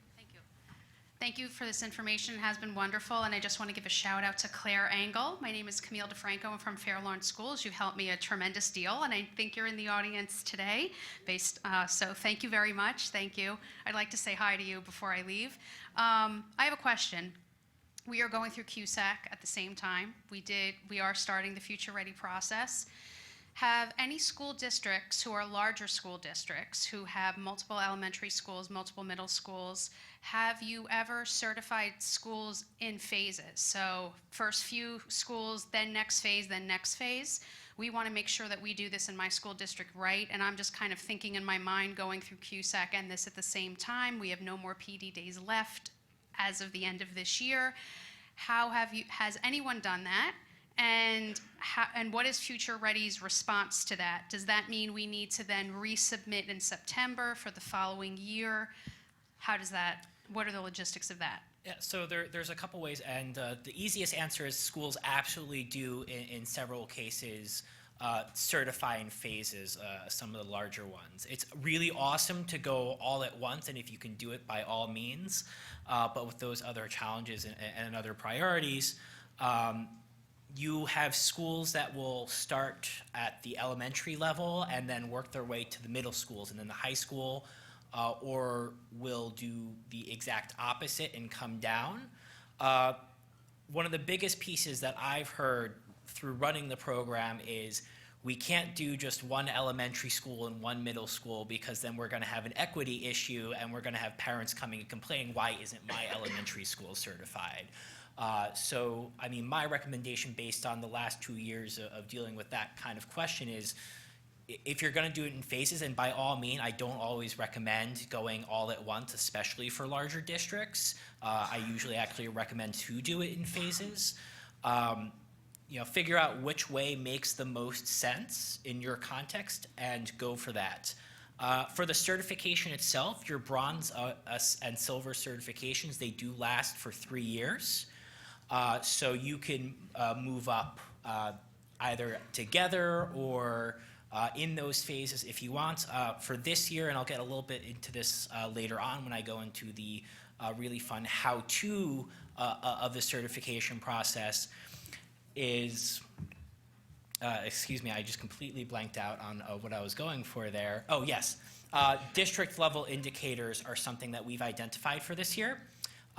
We did not have that identification last year between what is mostly going to happen at the district level and what is mostly going to happen at the school level. And so when you're going in phases, what's going to happen by design and by default is that you'll already have the district level set up, and the schools that are coming in the second and potentially the third wave will focus mostly on the school level, with the district team perhaps updating some of the district level evidence. So it's absolutely positive, possibly doable. I definitely recommend it for larger districts, especially if you're dealing with other things. Jeremy, can I, and we're not the district with the K-12, so as I said, we're a K-8. But I think for those of you who have multiple schools at the same level like we do, I would do everything you could to try to do all the schools at once. There's no more destructive thing than to create a silo and have East wondering why they got it and West wondering why they didn't. And especially if this is about collaboration and sharing material, if you have teachers and staff from all those schools working together, that's going to give you the best result. I agree that you really don't want anybody saying, well, why'd you do it with them and not with us? So I agree. Just a thought. I echo, I appreciate what Jeremy's giving you a little bit of latitude with, but I echo what Mark is saying. As a larger suburban district with 12 elementary schools, 3 middle schools, and 2 high schools, we took it on all at once. And it was enormous. But it did create opportunity for administrators who used to work on their own islands, in their own kingdoms, with their own castles. It created an urgency and a need for them to start working together and collaborating and bring partnerships. Partnerships within your own district, because that's where it starts. And then once they feel comfortable hosting their colleague down the street to come see what they're doing and vice versa, then they started to become more willing to work with our district level administrators who support them, the supervisors and directors, to invite their colleagues from the other district next door or down the parkway. That's great. So we'll take one more question from Bruce's Twitter and Padlet versus, and obviously we're running a little behind, so I'll cut it off after that. So Bruce. Okay. If a school district has achieved the bronze level certification, is it expected that they go for silver the next year? Can they take a year to implement the changes or grow from what they have learned during the process and then apply for silver? So my simple answer from the logistical procedural side is yes, they can absolutely take the year to implement, but I will hand it off from your experiences on your side if you think it's better to just go run right into it next year. I really think that the answer to that question depends on your district. And I think it depends on how quickly you grow and how quickly you can implement your goals. So, like I've said before, we're really small. So we're a rowboat and they're a cruise ship. And you can turn our rowboat around with 3 people in a room in 1 hour. I'm pretty sure their cruise ship doesn't turn that quick. So I really just think it's about the capacity that you have for change in your district and how long that change takes to implement and support and sustain. And then that can drive how quickly you can pace yourself through. You don't get an award for going right from bronze to silver in 1 year. There's no special record, doesn't get stamped on your banner or anything. So I think doing what's best for your district is really the answer to that question. It's not about the banner. No. It's really not about the banner. If it takes you a year or more to get to the next level, what that shows is that you're taking the time to learn from what you've learned. And I would say, don't worry about the banner. And if I may, only a smattering of hands went up when I asked who had seen The American President, but I'm guessing all of you have seen The Wizard of Oz. So the bronze certification, that's Dorothy in the house swirling around in the heavens before she lands.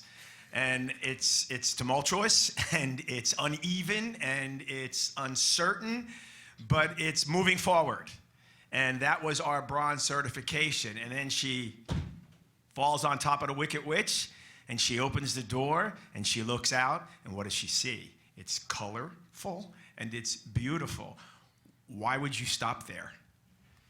Keep moving forward. That's the silver process. You've started the momentum. You've built the collaborations. Don't put them in a closet. Don't put them up on the shelf. Don't put them away with the Christmas wrapping. Keep it moving forward. Let it be infectious. Yes. That's why we have them here. They're so much better than I could say. Take the cannolis. If you got cannoli, save me one.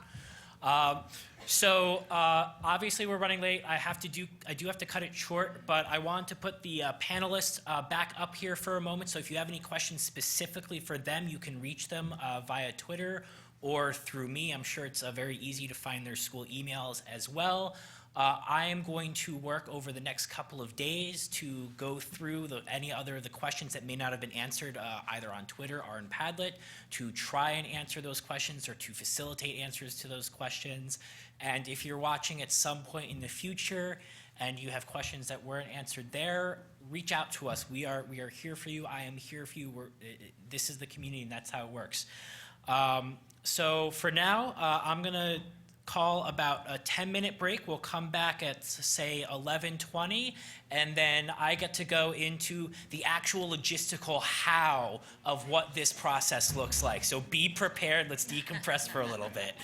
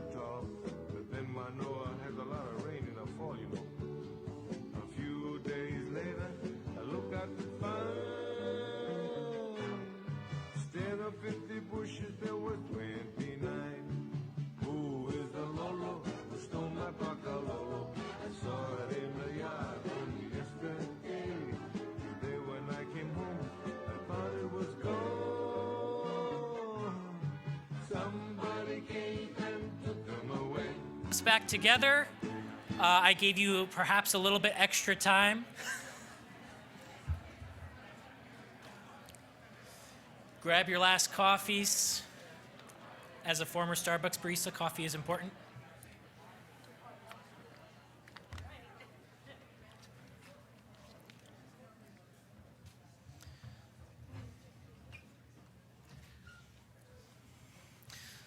All right.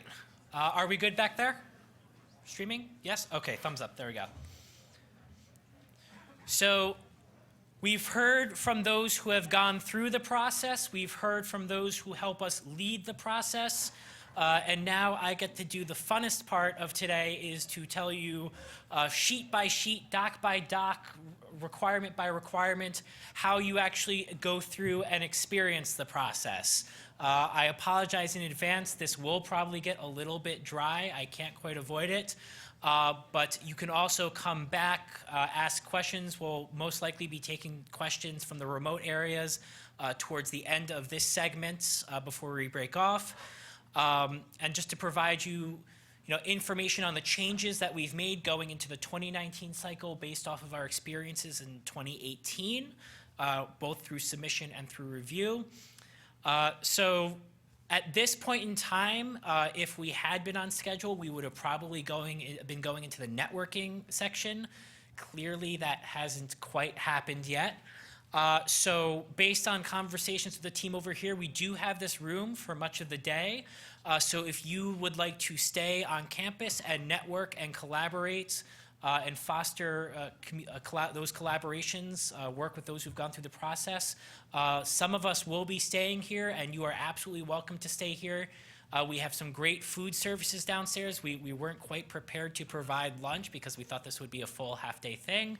But we have surprisingly good pizza here at NJIT for a university. I have it way too much, as well as some other food services. So if you'd like to do that and stay, by all means, you are absolutely welcome to do so. So with that, for those, I believe based on the analytics that most of the people in the room are already committed districts, but I am going to just do a brief overview of the first few phases of the program. There are 3 phases. District commitment is the first of those phases, and these are, by the way, designed not to act as a barrier or just something that you have to do. These phases are specifically designed to ensure that your future-ready efforts are inclusive, collaborative, and representative, and have the right supports and the right perspectives involved in the process, so that you don't end up lost and end up wasting time or running into other troubles that I can't possibly think of at this moment. District commitment is that first step, where your superintendent signs the National Future Ready Pledge. Your district establishes an inclusive, collaborative, and representative future-ready team that will support its school's efforts. There are optional self-assessments, but the big one here, and the part of this phase that usually takes up the most time, is actually the board resolution that's required to be passed. We provide, if you click on that link, a template for the board resolution that has to be passed as is with the signatures. What that resolution is designed to do is not only establish your team and your team leader, but to ensure that your board and your district administration is supporting your efforts as future-ready educators seeking certification through the self-assessment process. From there, phase 2 is school participation, where because certification up until the much higher levels of certification in the silver, distinction, and gold, which I'll get into in a bit. Bronze and silver certification are at the school level and submitted by the school. And so the school level team is really, really important to ensure that it's inclusive, collaborative, representative, that it has support of the district level team, and that you're working together, not just within the school, but within the district in collaboration with other districts to successfully go through the process and learn what you're seeking to learn. The certification, phase 1 and 2 are designed to prepare you for phase 3, which is the certifications process, where you work through what we call the indicators of future readiness. These indicators, there's, I believe, 48 of them at this point for the 2019 certification cycle, and each of them were built based off of the National Future Ready framework by the chairs, the co-chairs, and the task forces that came together over the last several years to adapt, and as I like to say, New Jersey-ize the National Future Ready framework in order to take that amazing framework and help provide an insight into what does success look like at varying levels in that framework, and those are the indicators. The community is the heart and soul of the program, and the indicators are how everything is organized through the program. Throughout the process, as schools and districts, you're going to be collecting evidence based on these indicators, which I'm going to show you in a bit, and then submitting them for your initial certification if you don't already have bronze. The common question I get about tiers of certification, which right now there's 3 that exist, and there will be 3 that exist, and I'll explain why it looks like I'm not capable of doing basic math. You cannot jump straight from participating school to silver or to gold. That's not the point of the process. The process is designed, bronze is your self-assessment. It's answering that first question that Jim brought up earlier this morning. Where are we now with this? And so we're not seeking something that's a super high bar that's impossible to reach. This is showing that you've taken on this effort through this language with these indicators, through the requirements that are based in the program, and you figured out, based on this language, we're here. And that's your bronze level certification.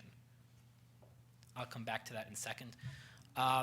What's really cool about the process, and I think I was supposed to put this picture somewhere else to bust my own chops a little bit, but this is what happens after a certification. We do our awards ceremony at the New Jersey School Boards Association's workshop conference every year in Atlantic City.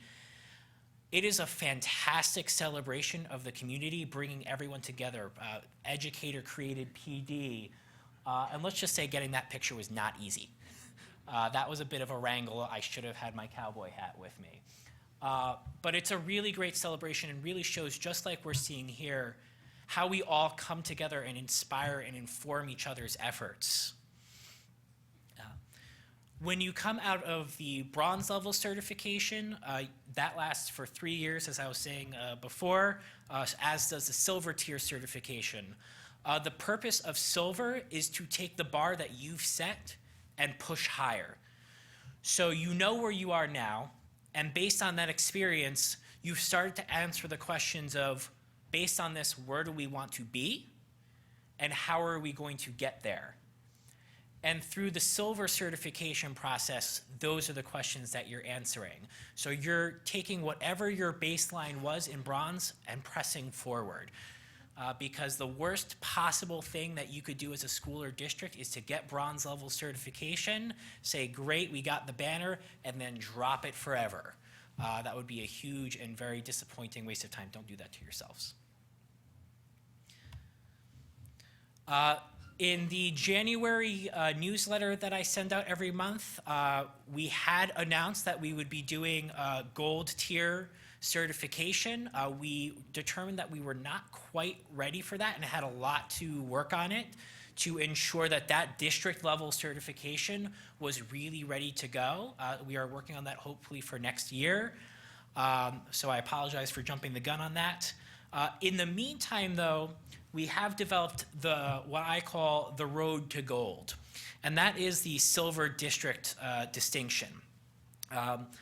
The requirements for the silver district distinction are some of the requirements that will eventually be for gold and have a lot to do with community leadership, but also all of your schools have to be certified at the silver level in order to be eligible for the eventual gold or the silver district distinction.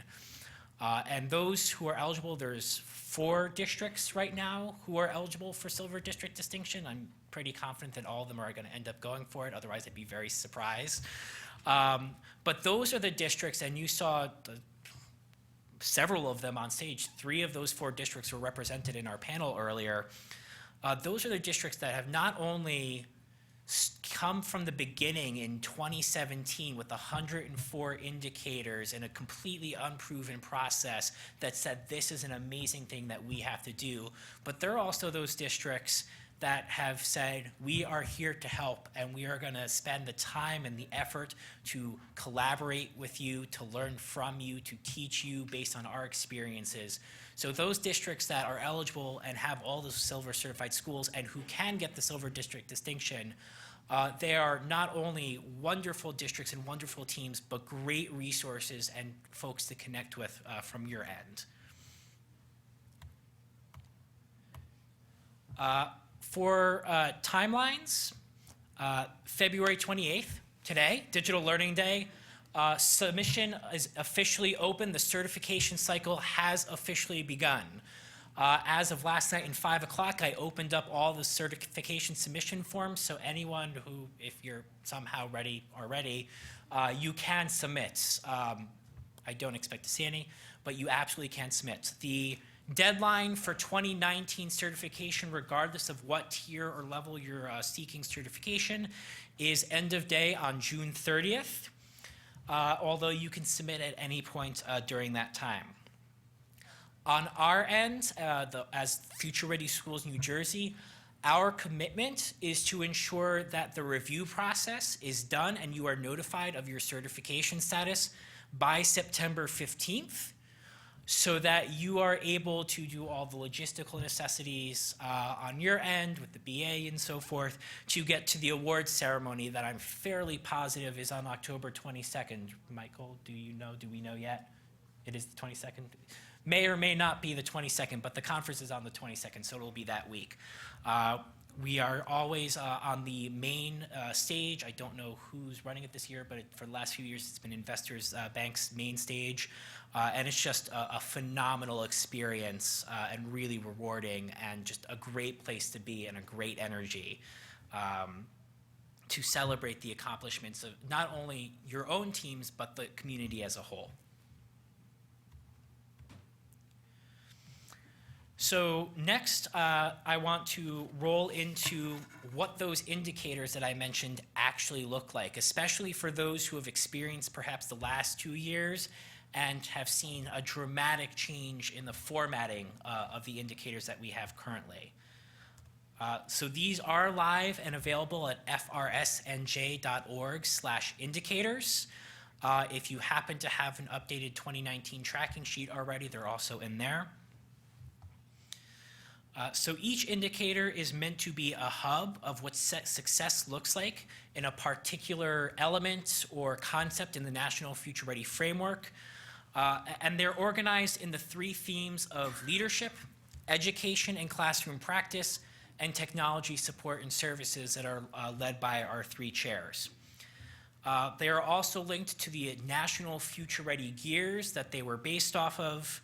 But there are also 2 other areas that are new to 2019 to look towards, and I'm really going to be showing these later on when I get into the tracking sheets.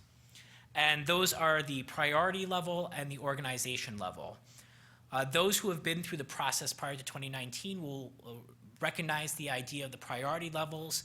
So in each theme, this year we have 3 levels of priority of indicators. So those indicators that are priority 1, the highest level of priorities, those are a lot of the policy, the procedure, the leadership level items that are really, really important to ensuring the success of the entire effort. There are by no means any unimportant indicators of future readiness, but we want to make sure that the organization is there so that you can focus on those items first and move on down the 2nd and 3rd priority tier. This year, as I mentioned earlier during the panel, we have officially designated what level of organization that we expect a particular indicator to be involved in as far as evidence goes, and there are 2 levels, a district level indicator and a school level indicator.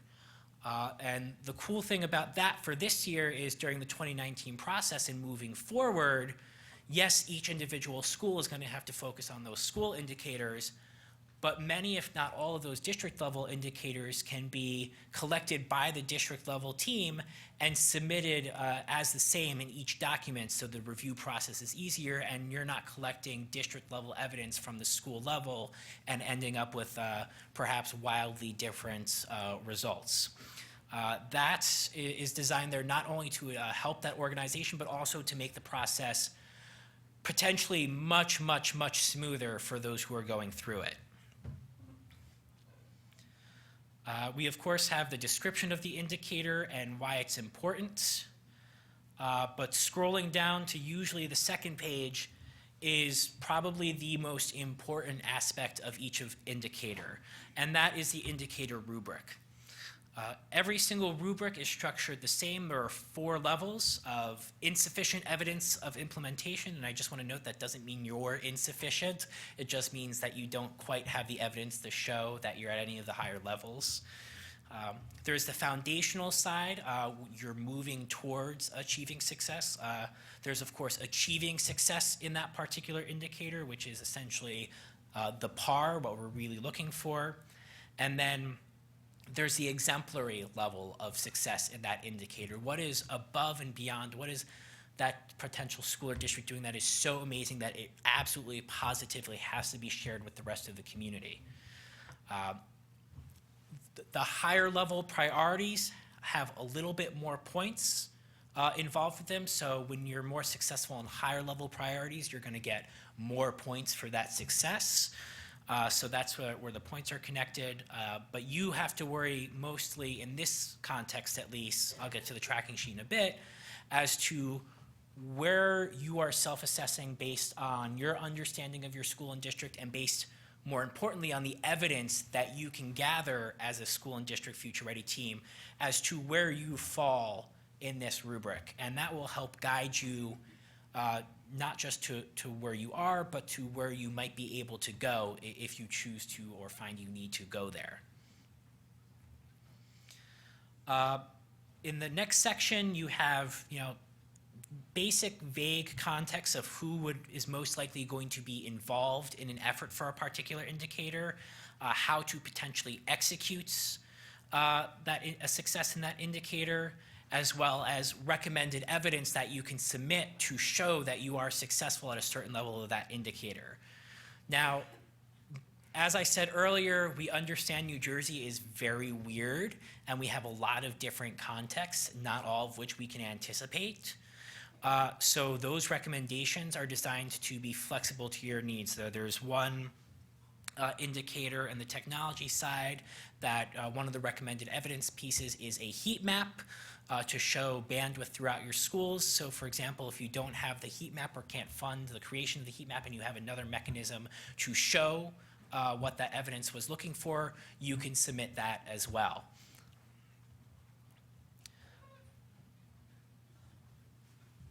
So there are potential resources that are collected not by us, but by the awards committee members that you can potentially use. These could be academic, they could be hardware and software. It really depends on the potential indicator, but these items can help you achieve success in that indicator if you so choose to use them. By no means are you limited to these resources. And finally, at the bottom of each indicator, and what I'm probably the most excited about for 2019, is the certified school exemplars. So we didn't have many of them last year, but I'm fairly positive every single indicator at this point has exemplars submitted by schools and districts that were certified at either bronze or silver level certification last year that were awarded at the exemplar level in a particular indicator.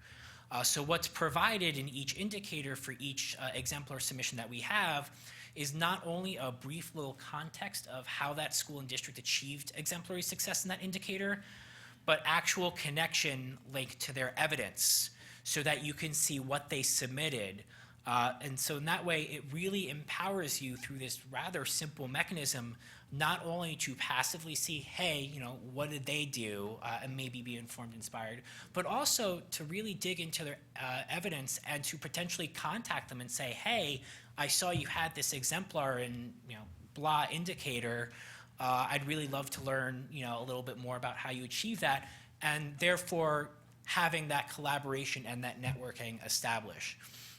We have been working on developing some more technical methods of creating those communications and fostering those collaborations. I can't quite say anything at this point in time because we're not there yet, but this is our first step through here to ensure that connections can be made between schools and districts from throughout the state.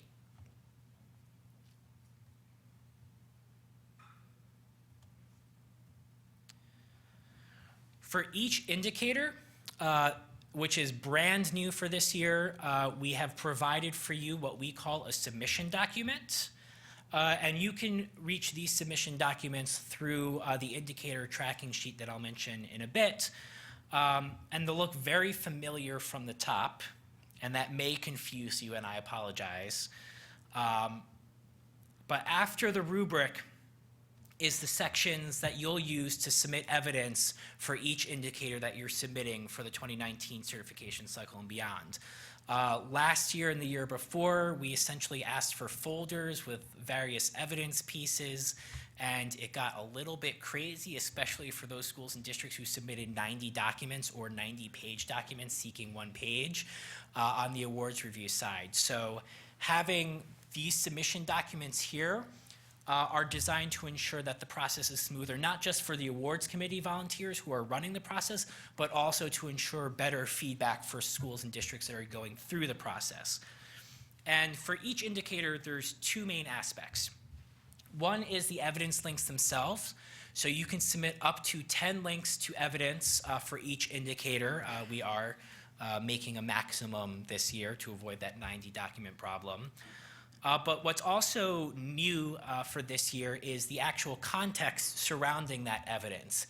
And this context is a really powerful tool for you to leverage what's unique about your school and district and how you've uniquely met a particular level of success in that indicator through that level of context. So for example, the MUJC, which is a special education school, had concerns about how the awards committee would see their evidence and how they could show evidence. And that context is the way that schools in those sorts of unique situations can show, hey, because we're this kind of school or we're in this particular situation, we've had to do things a little differently, but we are still meeting the spirit of the indicator at that particular level of success. So you have that flexibility there. And if you do get exemplar in that particular indicator, that will be the statement that becomes the report for the certified school exemplar later on towards the end of the process when we're preparing for 2020. But that's jumping the gun a bit.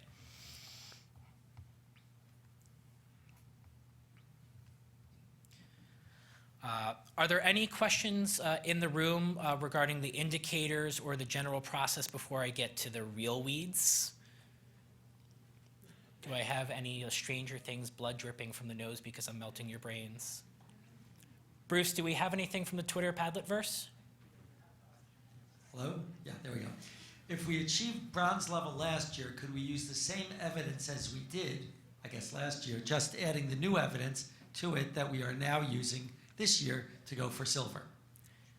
Short answer, yes. We are not asking you to start from scratch and completely delete all of your evidence and begin anew. That's mean. We're not going to do that. We try to be humane here at NJIT.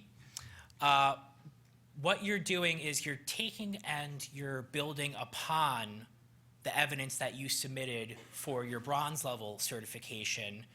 Now, there might be some things that are, time contingent, so policies that might have expired, for example. So, of course, you're going to have to update those. For the education school level indicators, you might want to show a few more recent evidence pieces.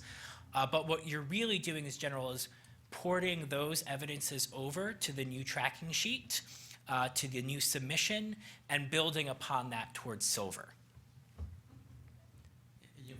Yes, Ed. Do we have the mic? Is the mic runner still here?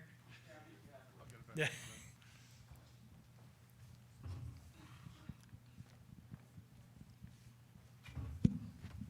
Well, good morning, everyone. For school districts that achieved certification 2017, before the bronze, silver, and gold, will those schools applying for silver, will they be grandfathered into bronze? How would that work? So if you achieved bronze in 2017, which There was no bronze in 2017. It was 104 indicators. yes. The first 63. So the 2017 only existing certification, which at that point was just certification, is your bronze. So as a certified school in 2017, you are bronze certified. But when we didn't have any additional tiers, or it didn't make sense to name those. So you're good. You don't have to worry too much about that. Your biggest issue is going to be the same issue that schools who went for silver last year impacted, from going, essentially translating from the 104 to the 48. And that's probably going to be more difficult, but a lot of the indicator changes were condensations. So it may be easier than I'm probably making it sound, but of course it is 104 to 50. So, but you're good. The simple answer to the question is you're bronze. You're safe there for those schools who hit 2017. Hi, Jeremy, over here. Yes. Oh, hey. I have a question, two questions actually. The first one has to do with, we just received our indicator tracking sheets, and we noticed that the submission docs are view only, and the tracking sheet itself is owned by, I believe, you. Are we supposed to make copies of these submissions on our own? I know you were talking about like cutting off at the submission date, so we're wondering about the ownership of those documents. Yes. So the indicator tracking sheet, which I have up on screen now, you have to request from us this year so that we have ownership of it. And the reason for that, although it's perhaps slightly annoying for all involved, and I apologize, is last year there were a few minor integrity concerns, potential tampering with the awards review process from somebody on submitting teams. So we had to bite the bullet and say, okay, fine, we'll own it.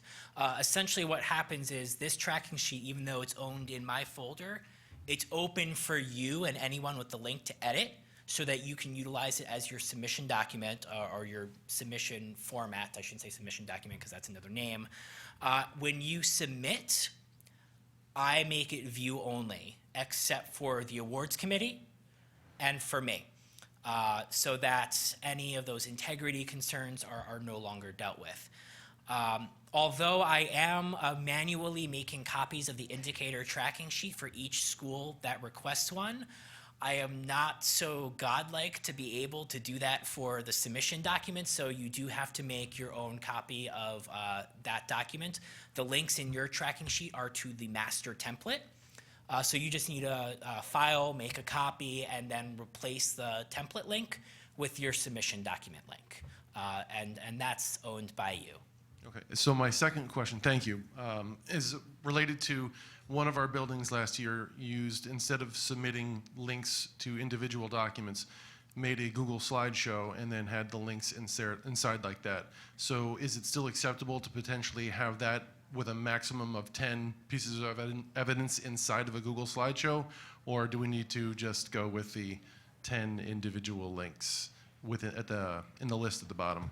I'm getting the thumbs up from the chairs, so I'm going to say you're good. Perfect. I was going to defer to them as those leaders, but yeah, that sounds like it's all right.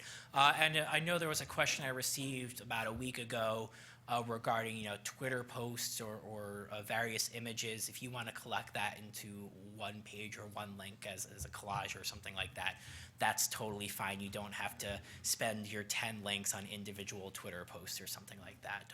So long as you're not submitting folders of evidence as each one of those links, which is going to be highly problematic during the review process, you're fine.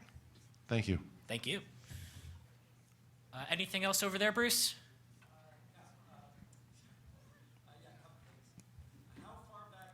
Bruce, Mike. How far back in time can schools reach for evidence? Also, is more evidence better? So the more the merrier is not necessarily better, because you don't want to flood us. You have that 10 indicator link maximum.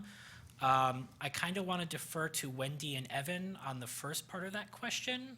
It's like a 5-year strategic plan or a 3-year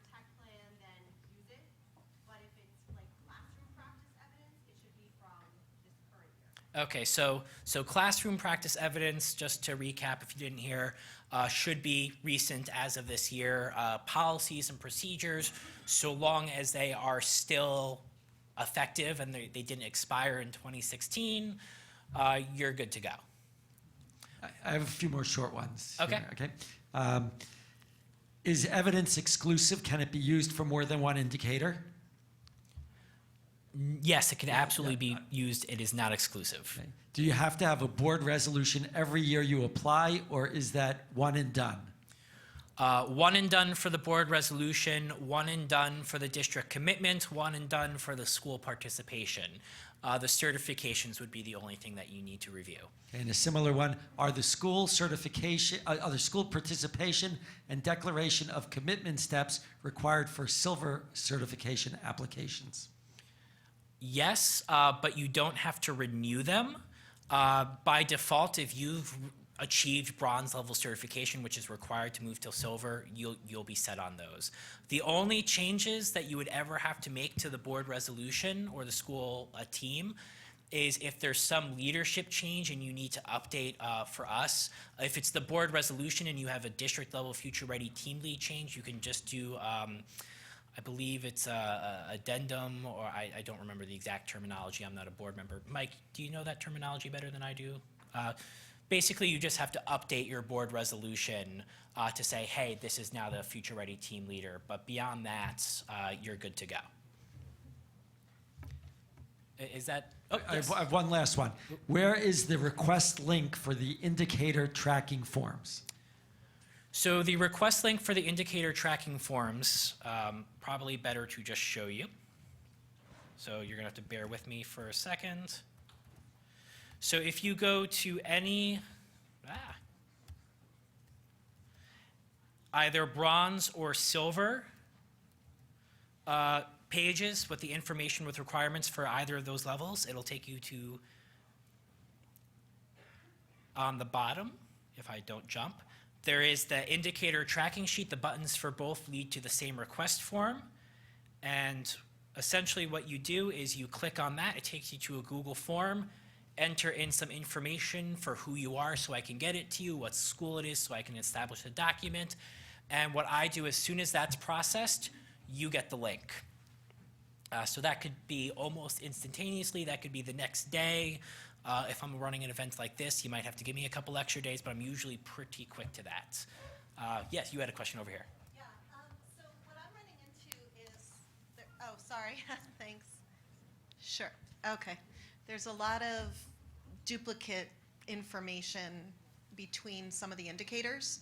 So if, and I'm maybe being a little paranoid, I'm not sure, but if in one indicator I've shown that we use an online testing and data collection and tracking tool, and then I forget to put that same bit of evidence somewhere else, is somebody gonna know, oh, but I saw that, they have that? Or do I need to remember each piece in every indicator? So to save yourself the trouble, the best recommendation is to make sure that that evidence, if it's valid for two different indicators, is in that indicator.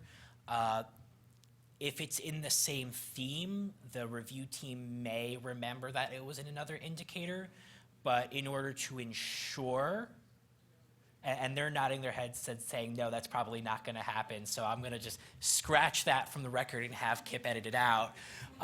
But yes, definitely make sure that the evidence is there. That's the best way to ensure that you're gonna get credit, especially, you know, the likelihood that you're gonna have somebody remember that it was in another indicator during the review process is pretty darn low, and by head shaking, I'm gonna assume extraordinarily low. Yes, yeah, different reviewers by school and district, so you have that additional issue there unless it's a district level thing. So there's a couple of complications. So yes. So the way the review teams are structured on the awards committee side is you actually have 3 sub-teams reviewing your submission. You have a leadership team, an education team, and a technology team. And each of those teams has about 3 members from 3 different districts, and so therefore you're getting the widest possible perspective from educators and leaders who are very much embedded in that area, so you're not going to have me doing your technology review because that's going to be useless. So each of those review teams are going to be reviewing a school's tracking sheet, or in the case if it's a very district heavy, districts and copying it across.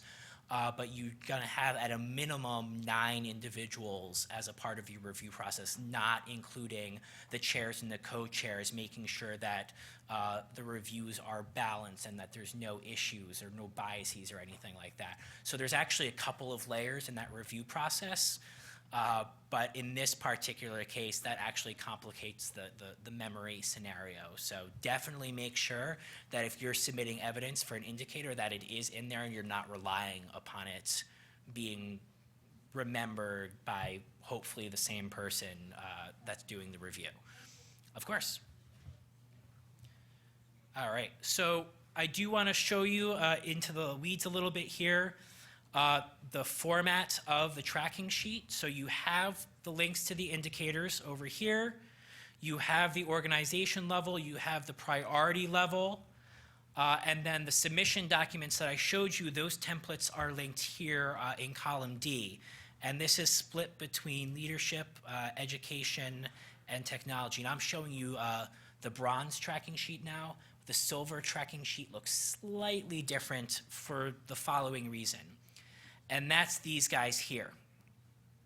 So one of the requirements that you'll see, especially if you skipped forward into the requirements, is that for bronze level certification, you have to submit at and be awarded at the achieving rubric level or higher in all priority 1 indicators in order to be certified. So what this here is built to do, and I have this in view only right now, this is actually a drop-down menu where you will be able to click insufficient, foundational, and so on and so forth for the rubric levels. And when those hit achieving, the ones that are highlighted in red, you'll no longer see that red. So that's essentially just an indication of, hey, focus on this indicator, warning, warning, you're not quite there yet. The cool thing over here is you only have to worry about calculating what level of rubric you're self-assessing on and providing evidence for.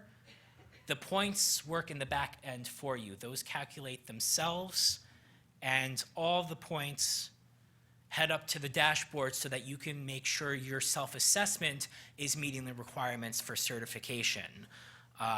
Through here, so you have your theme-based points requirements, you have your overall points-based requirements, and you have the priority 1 based requirements for bronze itself. It gets a little bit more complicated in silver and beyond. What happens later after you submit when we start the review process happens over here on these last 2 columns, and at this point your indicator tracking sheet will be locked because I own it, so you won't be able to tamper with this. Sorry if anyone was trying. The awards review members directly provide their input into your tracking sheet. So if you really wanted to, you could track live how your review process is going, as well as the awards committee points that are going to result in certification or otherwise. We are very, very into being as transparent as humanly possible. So we actually already answered that question previously. Certification submission is there. There's also a link to join the awards committee at the bottom of the bronze and silver, and you can request your indicator tracking sheet using this at the bottom of the bronze and silver requirements pages. You have your minimum points by theme, which for bronze is 45, and that moves up to 65. Then you have your overall minimum points across the board, which is 160 and 215. And I believe if you eventually see Evan wearing a t-shirt saying going for 215, that's his fault. I'm going to hold you to that joke. For bronze tier certification, you have to hit those priority 1s at achieving.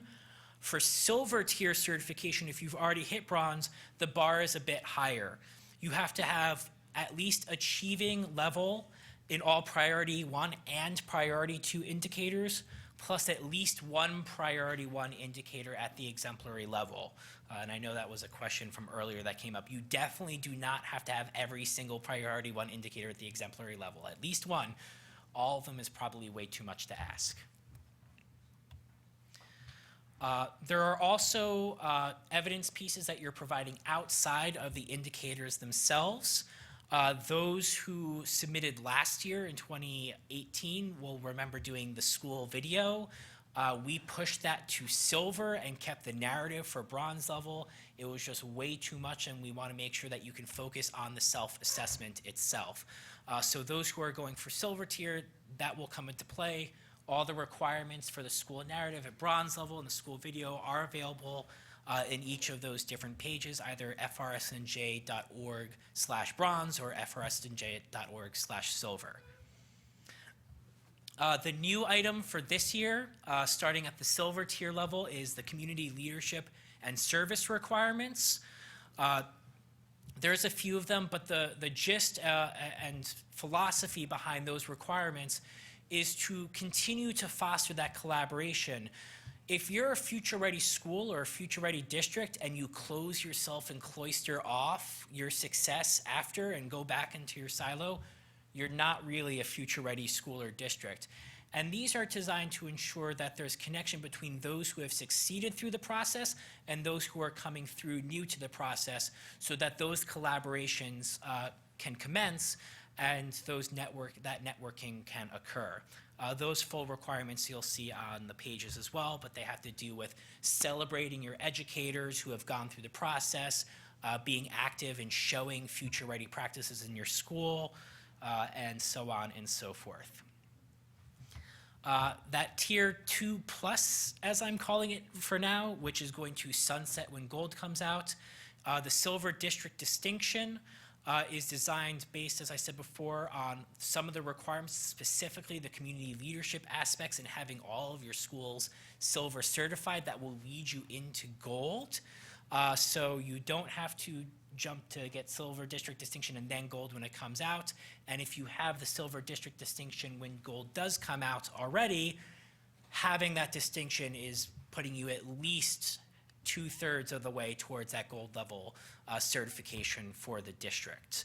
And that is to ensure that that pathway continues and we're not letting you drop off, but that you have that opportunity to work towards gold.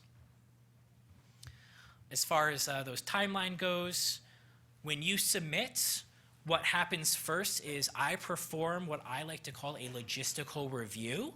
And essentially that's ensuring that your indicator links work, that you've met all the submission requirements based on your self-assessment, and I will get back to you if there's any issues there. And then I take that and pass it on to the chairs and the awards committee, who start the rolling review process. And then September 15th, you're notified of certification status either way, ahead of the awards ceremony at this workshop in October. And with that, only 15 minutes late after the end time of the full event, I'm going to stop for questions. I know that's a lot of information. I apologize. So are there any questions that have developed right now? Anything the chairs might want to add? Feel free. That's looking like a no. I'm getting a wavy hand from Bruce. Okay, Bruce. There's just one more question here. We started using the previous indicator sheets. Do we have to update them to the latest ones, including priority level and organizational level? Absolutely, yes. Sorry, that's a very simple one. You definitely have to use the new tracking sheets. If you're submitting with a tracking sheet that's not the one officially provided through us, that's going to cause problems down the line. I cannot necessarily predict exactly what those issues may be, but time will probably be an aspect of it. Yes, over here. If you are applying for bronze and you already have done a video, can you still use it and upload it? Yeah, absolutely. Absolutely. So the question was, because I did not give the runner time to come to the mic, if you've already created the video based on the requirements of 2018, can you submit it for 2019 as part of your evidence? Absolutely. I can think of quite a few ways and quite a few indicators that will hit. Include a link to it in your narrative as well. There's no reason it can hurt you. There was only one school video out of 193 that were submitted last year that actually hurt a school submission, and that was an extreme case. So you don't have to worry about that most likely. Anything else in here? Anything else with Bruce? Bruce is good. The Padlet verse sounds good. The Twitterverse sounds good. So with that, I'm going to stop talking. If you'd like to remain and networking, I'm sorry we got delayed as significantly as we got delayed, but please stay, please network, please ask me questions, pester me, anything you need to do. We are here for you, the community here. Thank you, and happy Digital Learning Day. Okay.